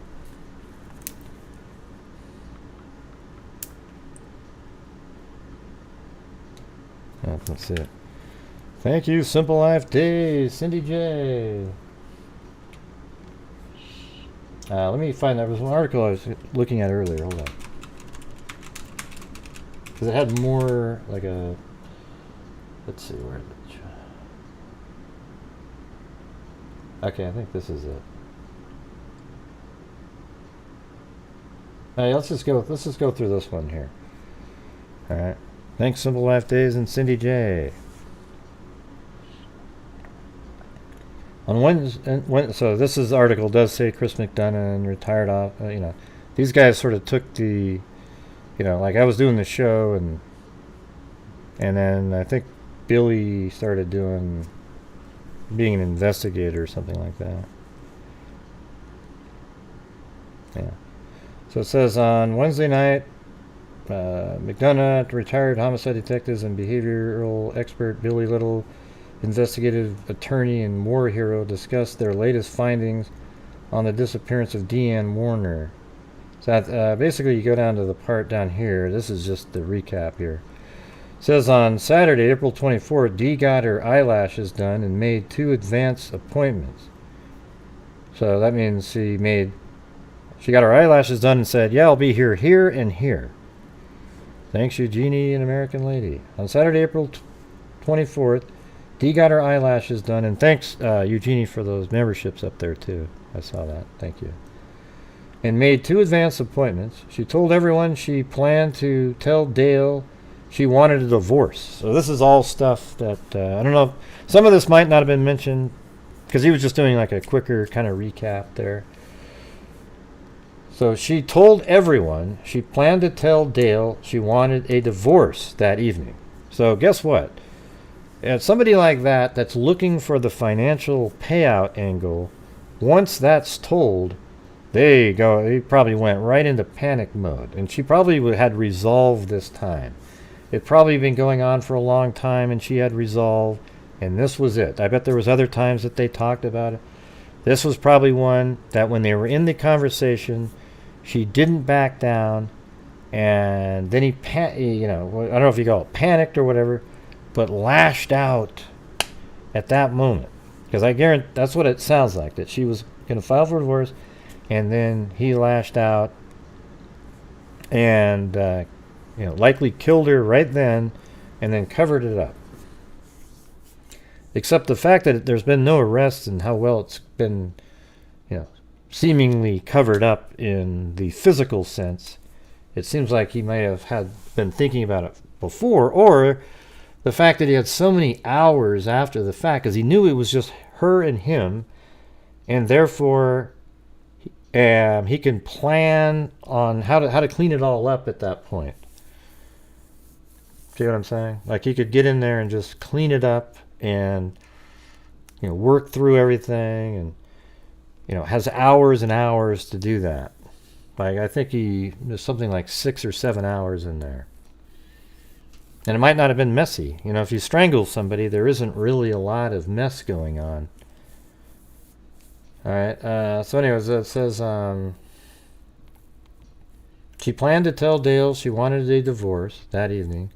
A friend offered to take their daughter overnight so the child wouldn't witness an argument. Mrs. Little again said Dee was crying and throwing up all day. Little's timeline shows Dale Warner arrived home from work at 7 p.m. At 7:42, so Dale got home at 7, and at 7:42 the daughter is picked up by friends. So maybe this was like well,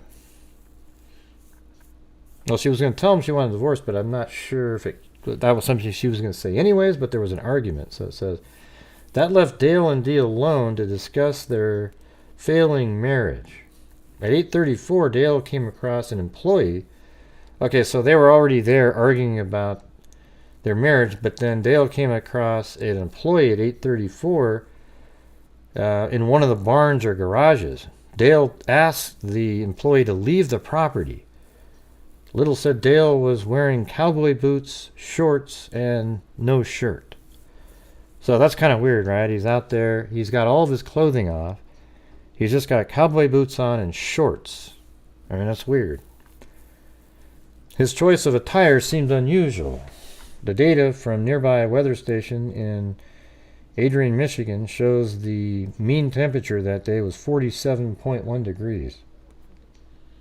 At 10:24 p.m., the friend that picked up their daughter texted Dee asking, "How are you?" And then at 10:53, the response from Dee's phone simply was the letter K. Of all the thousands of text messages I've seen, never once has Dee texted K, so it's suspicious, Little said. After that text, her phone switches from Wi-Fi to cell phone. While Dale claims to have been home sleeping all night, Little has a witness saying all the house lights were on most of the night. At 2:30 a.m., Dee's phone and Apple... So a lot of the stuff we had in the articles early on, maybe not the precise timing, but how it was light in the house. At 2:30 a.m., Dee's phone and Apple Watch go dead forever. Little has evidence Dale left the house at 3 a.m. to go to his father's house and returned at 4:30 a.m. We know that morning, before Dale goes to his father's house, Todd Nernick comes over to pick up the truck, Little said. That's the guy that was in the argument earlier. Little said Todd Nernick, or whatever his name is, took a limited polygraph and passed it, but he would like him to take a more extensive one. Little said Dale says he left for work at 6 a.m. and saw Dee snoring on the couch. At 9:30 a.m., Dee's daughter and her family show up for their usual Sunday breakfast. Although Dee's vehicle were on the property, Dee was nowhere to be found. At 11 a.m., Dale was holding Dee's $50,000 wedding ring, claiming to have found it on his desk in the office. According to Little, on Monday, the day after Dee's disappeared, Dale recently met with someone to change the password on the security system. So Dale, let's see. After Dee disappeared, Dale secretly met with someone to change the password on the security system. He also went shopping for an attorney. No, not a detective, to find his wife, and an attorney for himself. Yeah, there you go.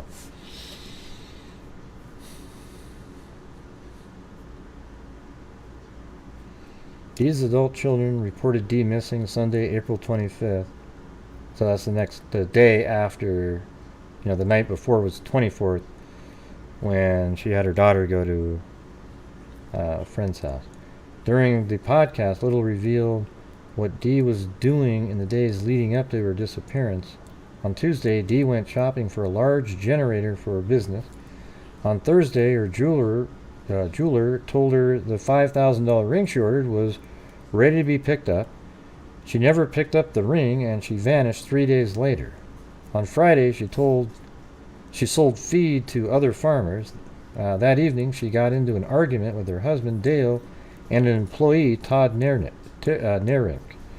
about the trucking business. According to Little, Dee felt Nernick was backstabbing her, and Dale was siding against her.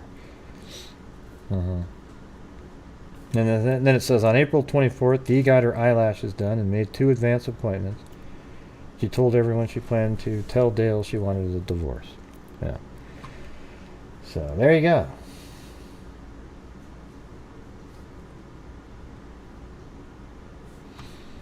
Let's see. Now I should go find my old folder to see what they were saying. Should I do that, you guys? I go look for the very old. Let's see. Dee and Warner. Let's see if it shows up. I'm gonna see if I can find the really old that when we first started covering the case. Let me see if I can find it. It'll show up one of these days. By the way, thank you to April on PayPal. Thank you very much. A cat eye on there. Thank you.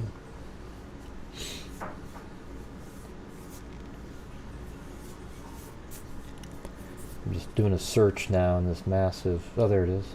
Yeah, look at this one. Is for. Let's see if these articles are still out there.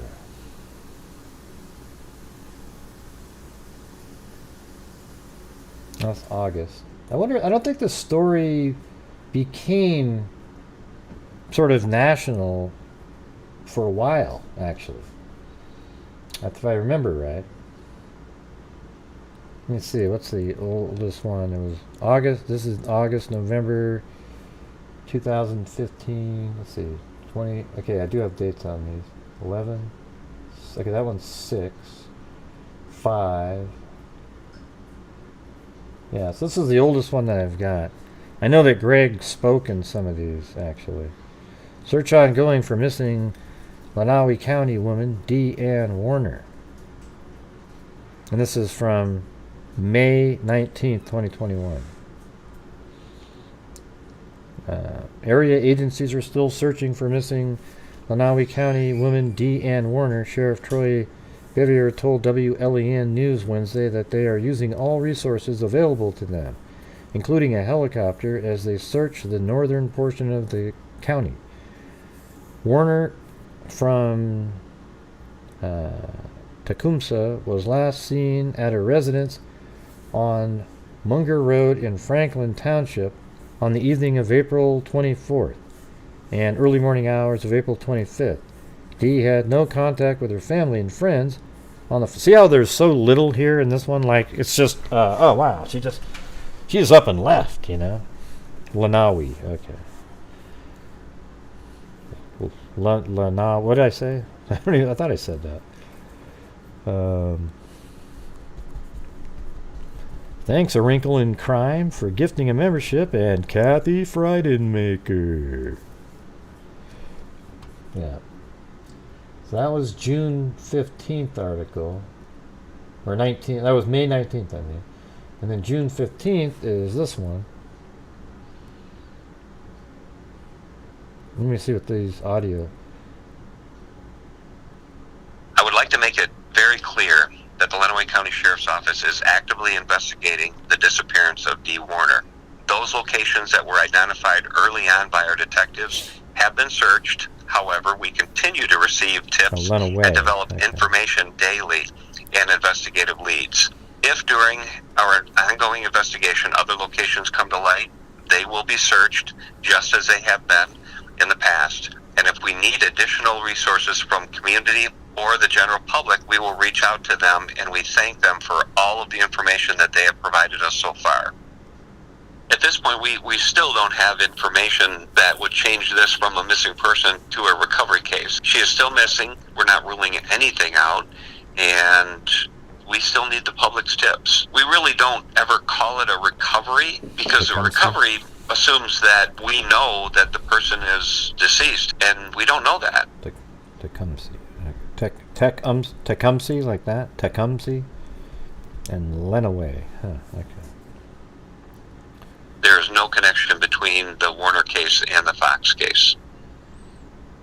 All right. And let's see. Then there was a.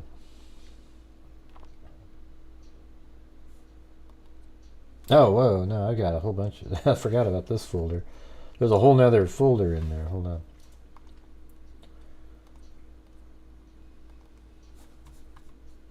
Now that's the Facebook page here.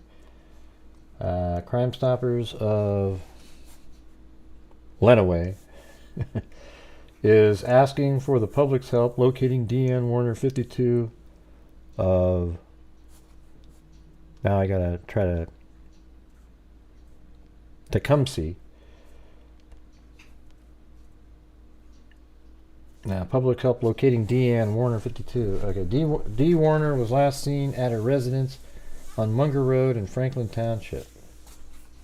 And these are some pictures of her. Then on 5/6, 52-year-old. I'm not gonna say these right, so just let me just say how I say them, because now I'm not even gonna remember it. Lenawee.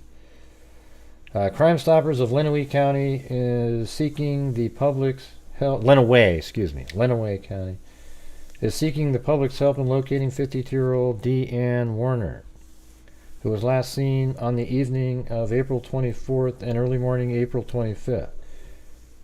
Who saw her in the early morning hours? Oh, the husband said he did when he picked her up off the floor when she wasn't even drunk, but he had to pick her up off the floor and she never woke up. Wonder why he even admitted that part.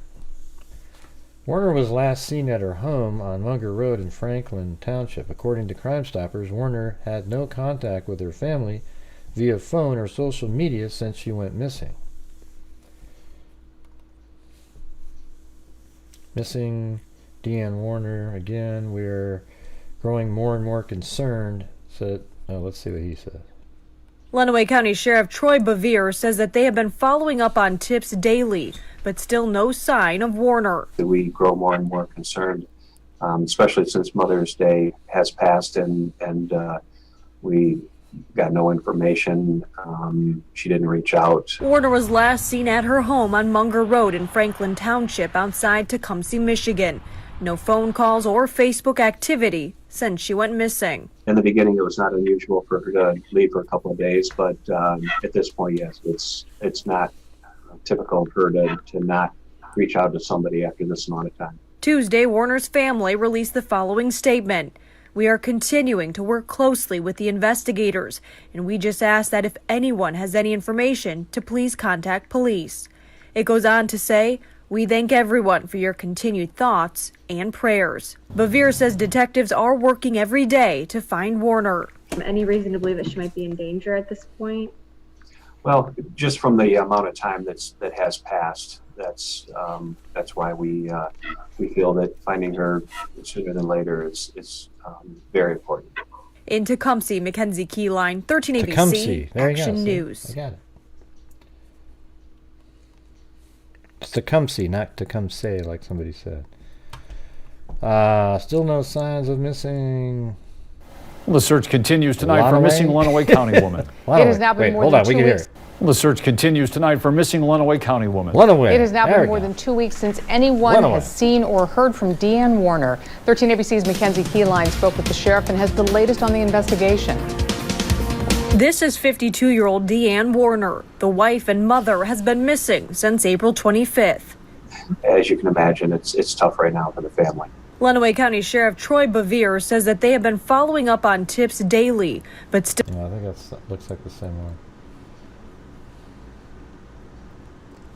We've seen that one already. 521. Well, north of the state line, up in Lenawee County, Michigan tonight, investigators are still searching for a missing woman, Deanne Warner. She hasn't been seen or heard from in nearly a month. She said no contact with family or friends. 13 ABC's Mackenzie Keyline joining us live now and right now. Mackenzie, we understand another massive search played out today. What happened there?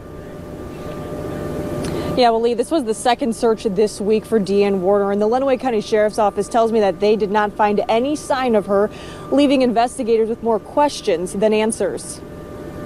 We really don't have any evidence to point in any particular direction. Authorities came up empty-handed after a 2-day search for Deanne Warner. The 52-year-old from Tecumseh has been missing since April 25th. The longer this goes on, the more concerned we become. Lenawee County Under Sheriff Jeff Ewald says they've been following up on tips and fear Warner could be in danger, sparking a joint search with several agencies, including the Michigan State Police and Cambridge Township Police. There were 9 or 10 different places that. So my thing is I'm generally like a totally pro law enforcement, but sometimes there's people out there that don't work the same way as the good ones. Okay? So if you're out there and you're in law enforcement, be one of the good ones, okay? Where you're always working hard to do the right things and get shit solved, okay? Because that's kind of what your job is to protect and serve, not to cash a paycheck and then serve somebody. Okay, that's kind of what you're signed up for. I do think police officers and detectives and teachers should all get paid a lot more money up front, but they should get rid of teachers' unions and police unions and all of those things and allow people to be fired if you suck, but also give them a good 401k plan, maybe a 10% matching. So after all your years, and you're paid more, so police officers, instead of getting 50,000 or 60, should get like 90 or 100. They just don't get all the benefits later.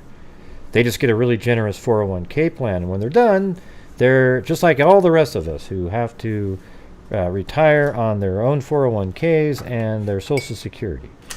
Okay, there's no difference. They just pay them more so that their life is more enjoyable and it attracts even higher caliber people to do those things.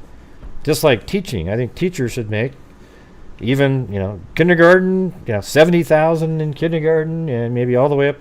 You can make 100,000 a year, easy. You just don't get all your benefits, like basically like the union. What is it at the end? You get your salary for life after that, and you get health care for life. No, you don't. Okay, we can't afford to pay you that. Okay, we're the taxpayers. So what we do is we just pay you more as you're teaching, and you can afford to have a nicer home. You can enjoy your vacations more. You can do all those things. And you get a much, then you get a very generous 401k matching. I would say 10%. So whatever you put in, they'll match up to 10% of your check every month to go into your 401k. And then when you're finished, you're going to have hundreds of thousands of dollars in there, and you'll be just fine. Okay, but we can't do it. It bankrupts everybody. Every time you keep doing these government programs with unions, and I know these are things, oh, Gray, I work in a union, I'm unsubscribing. That's because you're not willing to look at it.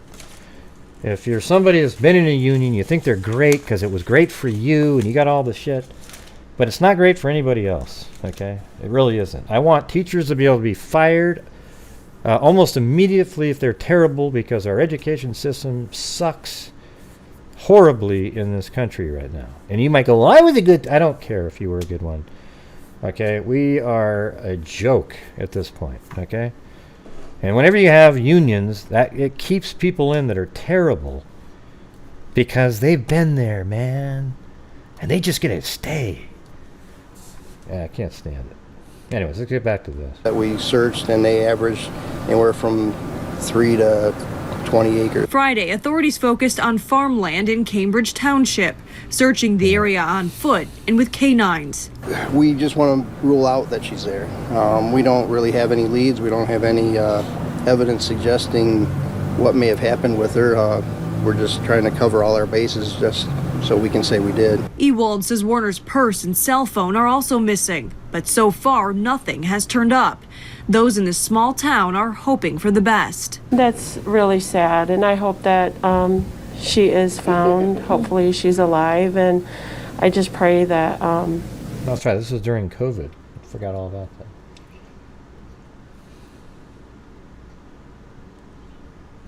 Cases are always tough, and this one is no exception. It's been extremely tough. More than a month has passed and still no... Go into a store or a place where somebody doesn't know her. So she was very well known in the community. Her disappearance remains a mystery for investigators. The wife and mother last seen April 24th at her home on Munger Road outside of Tecumseh, Michigan. Obviously, after this long point, that's exactly right, Amber. See, that's how it is. Unions in... I think it should be illegal in the United States to have unions in government work. Okay? It should be illegal. What in the hell are we giving people the right to hold hostage the taxpayers that they're serving? I mean, what a joke. Are you kidding me, everybody? How did this ever become a thing? I understand it in the public, domain out there. If somebody wants to unionize in the car industry, whatever, hey, go for it. But to have unions in government is just disgusting. I mean, who the hell thought of this shit? I mean, it's almost unreal. She is entered as missing endangered. The Lenawee County Sheriff's Office and Michigan State Police have searched hundreds of acres of farmland with drones and on foot with Canine. That's similar to the other one. Let's go. So now we're on to June 15th. What's this one? Okay, I think we did that one. I just found this other folder that had a ton of stuff in it. Then it kind of skips to like September here. The investigation is still actively going on. It remains an open case, and we continue to do it. It is an active investigation, and we continue to work on it probably, if not daily, at least 2 or 3 times a week. So we continue to work on the case, and at this point... Yeah, it sounds like you're really out there really kicking ass. Yeah, you guys have really got in there. Missing for more than 5 months. Tonight, the FBI, Lenawee County Sheriff's Department, and state police are searching homes, barns, and hundreds of acres of farmland for Dee Warner. Warner went missing on April 24th, along with her phone and her purse. There have been no sightings of her, no phone usage, and no attempts to use those credit cards. Our Mara McDonald is at her family's massive Franklin Township farm, where police started digging on the property tonight. Jason, Kimberly, they were digging in 2 spots. So far, no sign of Warner yet, but they're not done. A team from the Lenawee County Sheriff's Department, the FBI, and the MSP cordoned off the Warner family home, setting up multiple command posts and searching both the house, the barn, and then going over the hundreds of farm acres with dogs and ground-penetrating radar. After hours of the search, they brought in a backhoe to start digging up locations agents had marked. Really what this is kind of a culmination of all the work that we've been doing over the summer. So we've been pretty much following up on every lead and all the information. Nobody has seen or heard from 52-year-old Dee Warner since April 24th. Her phone and credit cards have not been used. The sheriff already did a large ground search for her when she originally went missing. He brought back reinforcements today. Why now? The fields have been cleared of their crops and agents saw something on radar that had them digging. Although with no luck, so far, no sign of Warner. We're a small community.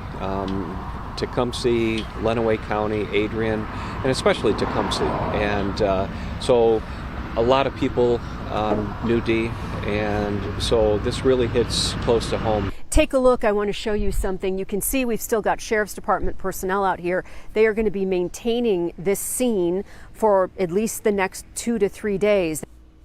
Yeah. This is back in time. This next one was October of 2021.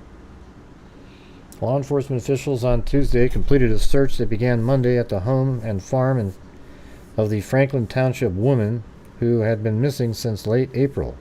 So they're checking the farm out in October. I mean, man, you gave the guy so much time. Lenawee County Sheriff's deputies were joined at Warner's home at the corner of Munger Road and Carson Highway by personnel from the FBI, Michigan State Police. Well, that's interesting. The FBI is in there. A volunteer from a group of dog handlers from the Flint area who did search and rescue. Bevier announced the results of the search. The extensive search utilizing a vast number of personnel, canines, and ground sonar did not locate Dee Warner. Investigators will be evaluating, I think he obviously took her out of there, information that was obtained during the search warrant, or the search and investigation is ongoing. Investigators were at the Warner home until 7 p.m. Monday and resumed the search at about 8:30 a.m. Tuesday. This week, search was not based on new tips about what might have happened to Warner 52, but as culmination of all the information that we've gotten during the investigation throughout the summer. So for something led them to believe that she was buried on the property there. Thank you, Jessica Schubach. Yeah, we're barely over 50% tonight, but hey, thank you anyways. Appreciate it.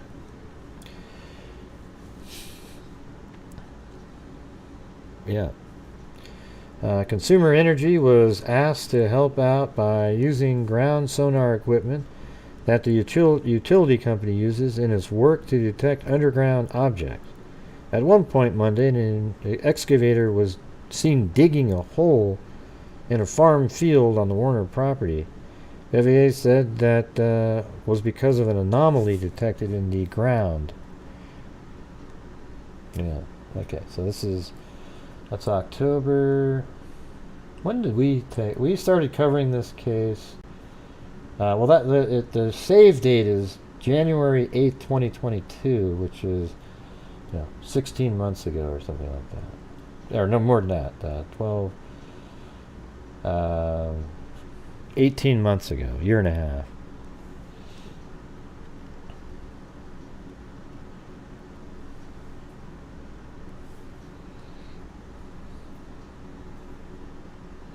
Thank you, Jessica Schubaugh. She says, a wave for a great interview towards seeking justice for Dee and her family. Well, thank you.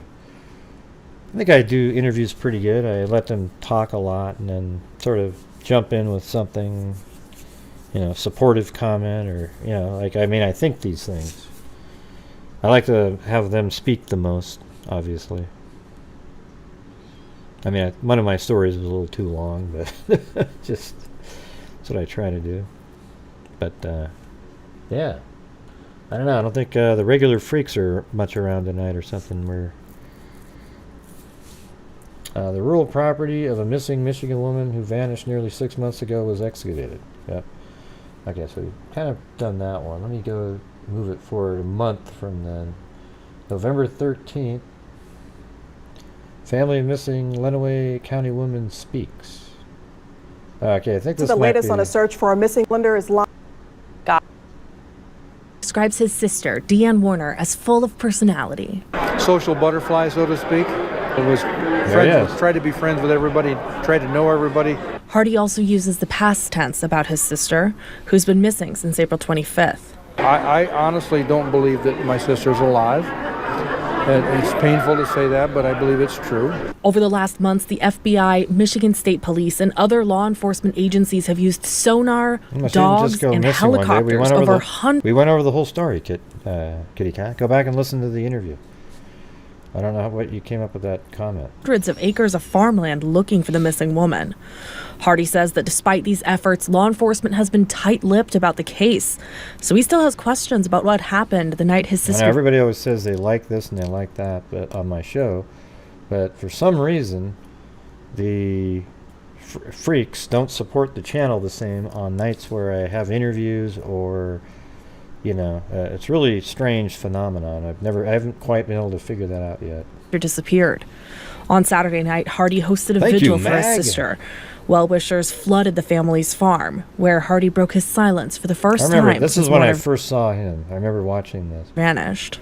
I had failed to speak out before because I didn't want to interfere with the investigation, but I feel it's important to clarify a few things. Hardy believes rumors of his sister just running off in the middle of the night have impeded the investigation. It is my opinion that very valuable time was lost while the authorities pursued the unlikely story that Dee left. Yeah, but I told you, Lady Latuka, in the beginning of the show that I turn off the super chat button so that it doesn't interfere with the show. You get what I'm saying? So it's not like I make sure that they're not on when I'm doing the interview, so it shouldn't affect the show whatsoever. Without any car, without even a note to a family member saying goodbye, which would not be her character at all. Really consistent. Family members tell 13 ABC that Warner was in a fight with her husband the night she disappeared. A little before 8, a friend came over to pick up the couple's daughter so they could work out their issues. Then around 11, all communication stopped. See, I think this is about when saying goodbye, the which would not be her started to character get to hear what was actually going on that night. At all. Family members tell 13 ABC that Warner was in a fight with her husband the night she disappeared. A little before 8, a friend came over to pick up the couple's daughter so they could work out their issues. Then around 11, all communication stopped. And now we'd like to at least have her remains and bring some closure for the family. Yeah. Okay. Get that, then move on to the next one. So that's the one's 2 days after that. See, there he is again. I think this is probably about the same one. The brother of a Tipton woman who has been missing since April 24th criticized the investigation into her disappearance during a vigil for her Saturday evening at his farm near Warner's home. After nearly, it's funny. Let me just look at this. So this is the farm. I wonder if there's actually street view right here. This is the one that just burned down right here. I don't know if you can see where he was standing, just for the hell of it. It's hard to tell. Alright, let me get back. While Hardy did not have information about where his sister might be, he disclosed publicly that Warner was involved in a toxic and horrible domestic fight with her husband Dale Warner and 3 other people, which he said was documented by text messages he had seen. The domestic problem had gone on probably too long, and it continued on throughout the day on Friday, he said during the outdoor vigil. The difference this time is that the intensity of the domestic dispute had elevated to a point that seemed of no return. During an interview with the Daily Telegram immediately following the public address, Hardy said his sister's situation had reached a point where she was becoming physically ill and mentally and emotionally distressed. In a text message, Warner told Hardy she was going to talk things through. That text message ended up being one of the last lines of communication Hardy has had with his sister. Thank you, Tina Susser. Warner was discovered missing by family and friends by 9 a.m. April 25th. Hardy said a story, which he called concocted by Dale, was that Dee simply left without taking any of her possessions with her and even without saying goodbye to family and friends. Quite frankly, I consider it a concocted story, Hardy said. It's my opinion that very valuable time was lost while the authorities pursued the unlikely story that Dee left without any car or even a note to a family member, without saying goodbye, which would not be her character at all, as I am sure most of you know. Hardy said throughout the investigation it has been difficult to work with the authorities and that it appears they are only focusing on the unlikely idea that Warner took off without anything. It has been extremely frustrating trying to work with the detectives and the sheriff's department on this case, he said. The lack of meaningful communication, the lack of urgency, and the lack of accountability in the mind.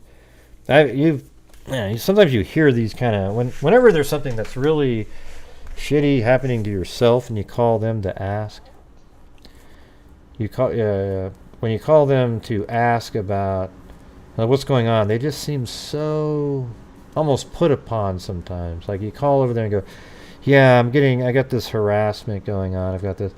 Yeah, well, we really, we can't really do anything, so you're just going to have to, whatever. You know what I mean?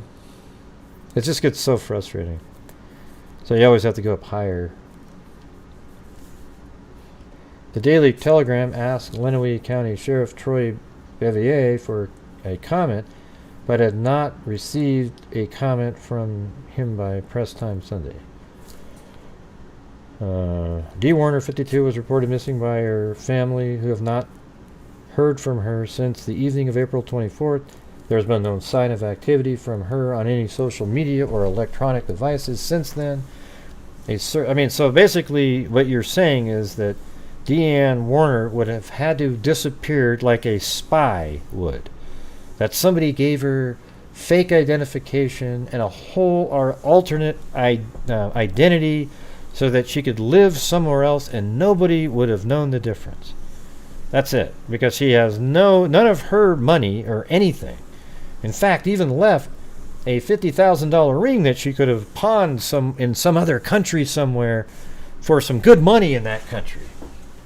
Yeah, it's the most ridiculous thing I've ever heard in my life. Or one of them. Can't say the most. The extensive search of the property at the time did not disclose any further leads, nor did it locate Warner. Investigators will be evaluating information that was obtained during this search, and the investigation is ongoing, a news release from the sheriff's office said following the October 12th search. Candles were lit. Who's this? The Reverend? Yeah. Okay. Let's get on to something else. And then, I guess this one's also on the 15th of November.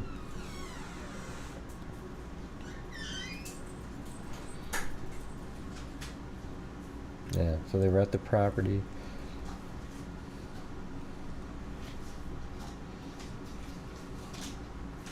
I think what it is sometimes there's cases that are going to be really complex and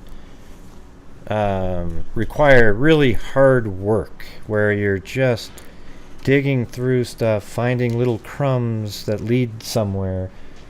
And sometimes people are like, "Ah, man, yeah, we got other shit to do. I'm not going to do it." Nearly 7 months after her disappearance, the family of a missing Lenawee County woman is still looking for answers and challenging that what they see as harmful rumors.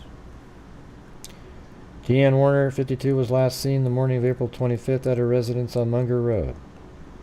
Warner has no contact with her family or friends by phone or social media. This one's on 11/20. I'm going to go to the next one.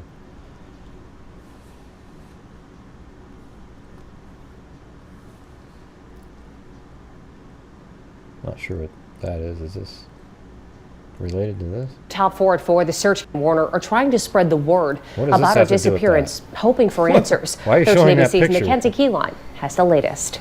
Well, throughout the county, you'll spot these bright yellow signs with the message "Justice There it is. for Dee." And That's as what we he's get closer talking to the holiday, Deanne Warner's family says that they're continuing to pray for answers and grateful for the community's support.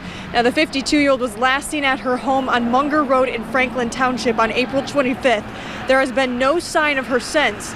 The Lenawee County Sheriff's Office, Michigan State Police, and FBI have searched their family's property in October with drones and canines, but nothing has turned up. The sheriff is now asking residents to be vigilant while traveling for the holidays. If anybody sees anything, if they're traveling, if they're out and about, if they overhear something, please contact the sheriff's office and give us the information so that we can work on it. We've actively been working on this case. That sounds like you're just really kicking ass out there. Brother pushing for answers in April 2021 disappearance of 52-year-old Deanne Warner. This is a January 4th, 2022. In July 2022, Dateline NBC launched a new podcast series called Dateline Missing in America.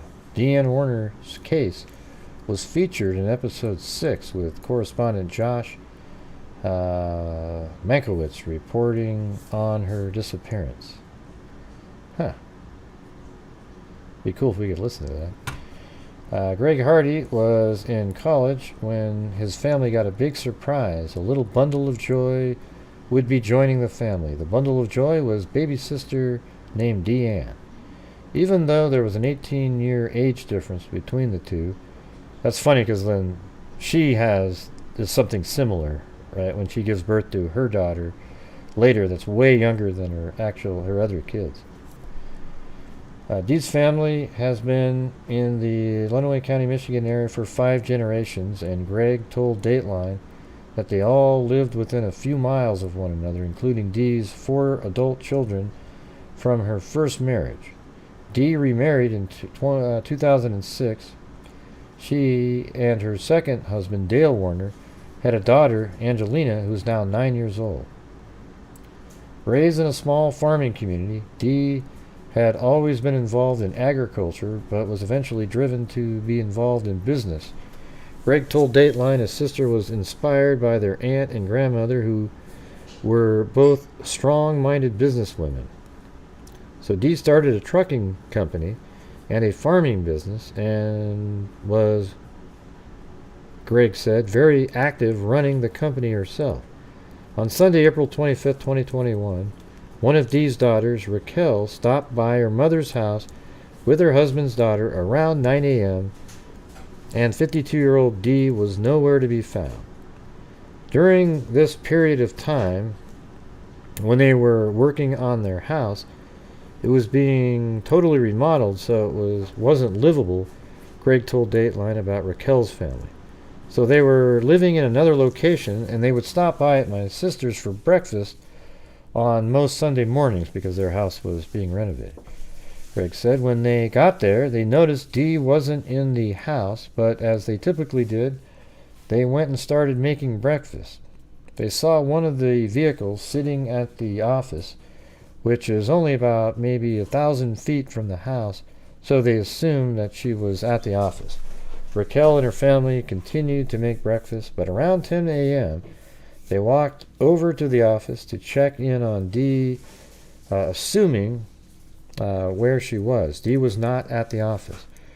Gregg said, so they were assuming she was in the office because her car was parked over there.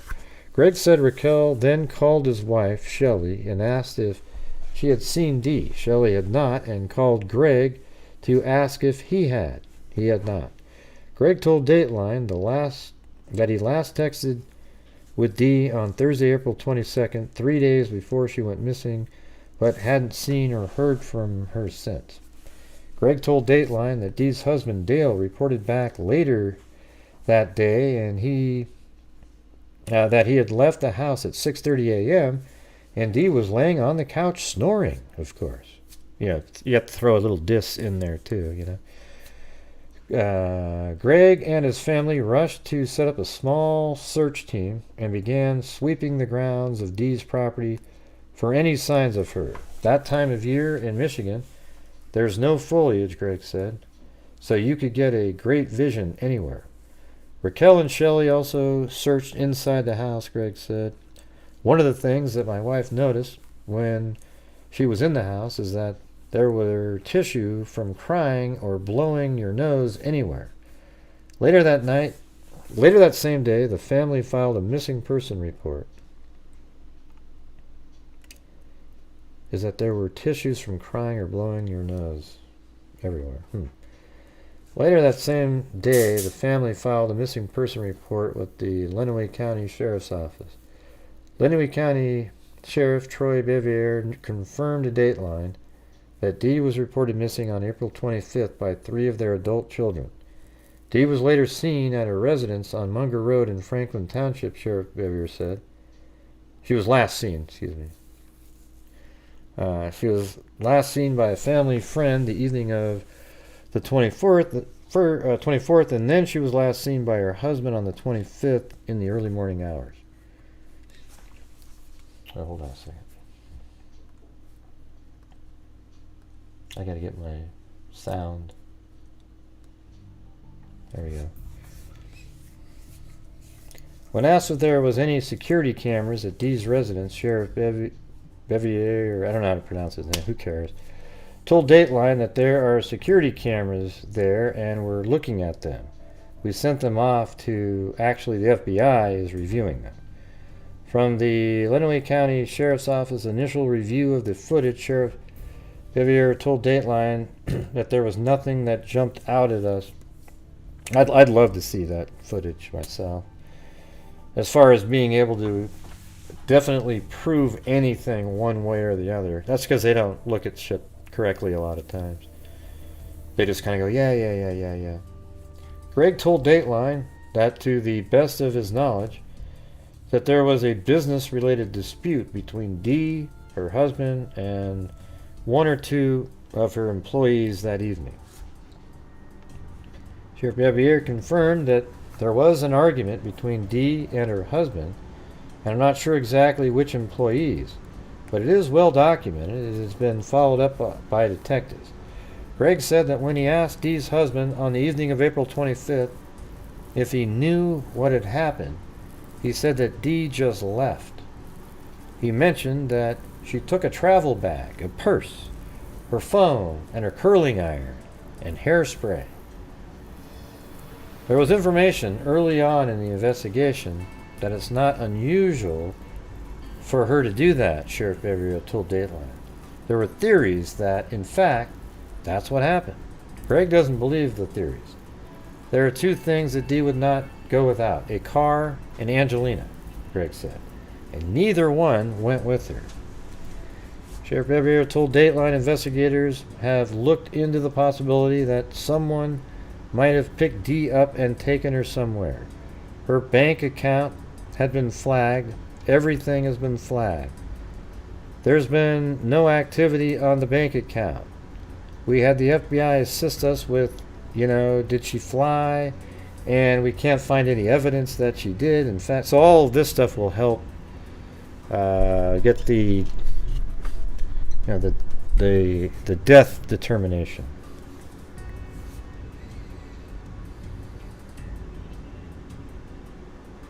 There's been no activity on her bank account. We had the FBI assist us with, did she fly? So we did go through all of that and checked all that. Dateline reached out to Dale Warner multiple times to get his recollection of events, but has not yet received a response. Sheriff Bevere told Dateline that since Dee went missing, there have been quite a few searches for her. There were helicopter searches, foot patrol searches, there were numerous canine searches, including cadaver dog. There were drone searches, ground-penetrating radar searches with 2 different systems excavating. There were forensic searches, etc. Throughout all these searches, Bevere said the only thing that we were able to locate was a set of keys belonging to Dee. Well, where'd you find those? When asked if authorities had a person or people of interest in Dee's disappearance, he told Dateline, "Really, we haven't ruled anything out. We're trying to keep an open mind and not rule anybody out and not focus on anyone in particular, but kind of focus on everyone in particular." Anyways, I'm not going to go through the rest of this, but, we covered it all on a show back in the day. So anyways, thank you guys for being here tonight. Appreciate it. For those who supported the channel, thank you. Thanks to Dobby Smith, B. Sir, Caligal 3, LM, Michelle, Annie T, A Wrinkle in Crime, Amber Maiden, Scoutin' Dude, Mag, Cindy Leon, Joanne, Annie T, Amber Maiden, Michelle H, Cindy Leon, I See You, Eugenie gifted 5 memberships, B. Sir, Simple Life Days, Cindy J, Allie Cake, Eugenie, American Lady, A Wrinkle in Crime, Kathy Friedmaker, Chasing Confetti, Jessica Schubach, Mag, Tina Susser, and Ashley Hansen right at the end there. Alright, so thank you guys very much for being here. We'll see you tomorrow. Who knows? Maybe tomorrow will be a better day. You just never know. Alright? So thanks again, and we'll see you tomorrow. And as I always say, everybody, until next time, be safe out there. Yeah, I've been doing this true crime thing for quite a while now. And during this whole time, I have not seen one person that is a crime dissector. Yeah, shouldn't need the jail gimmick. I'm a certified human lie detector. Should have been a great show for everybody. Gonna get ya on a stretcher if you try and play me like an old projector. Crime sector is my nectar. Professor Gray is gonna give another lecture. Crime collector, freak connector, and I'm always gonna be a pup protector.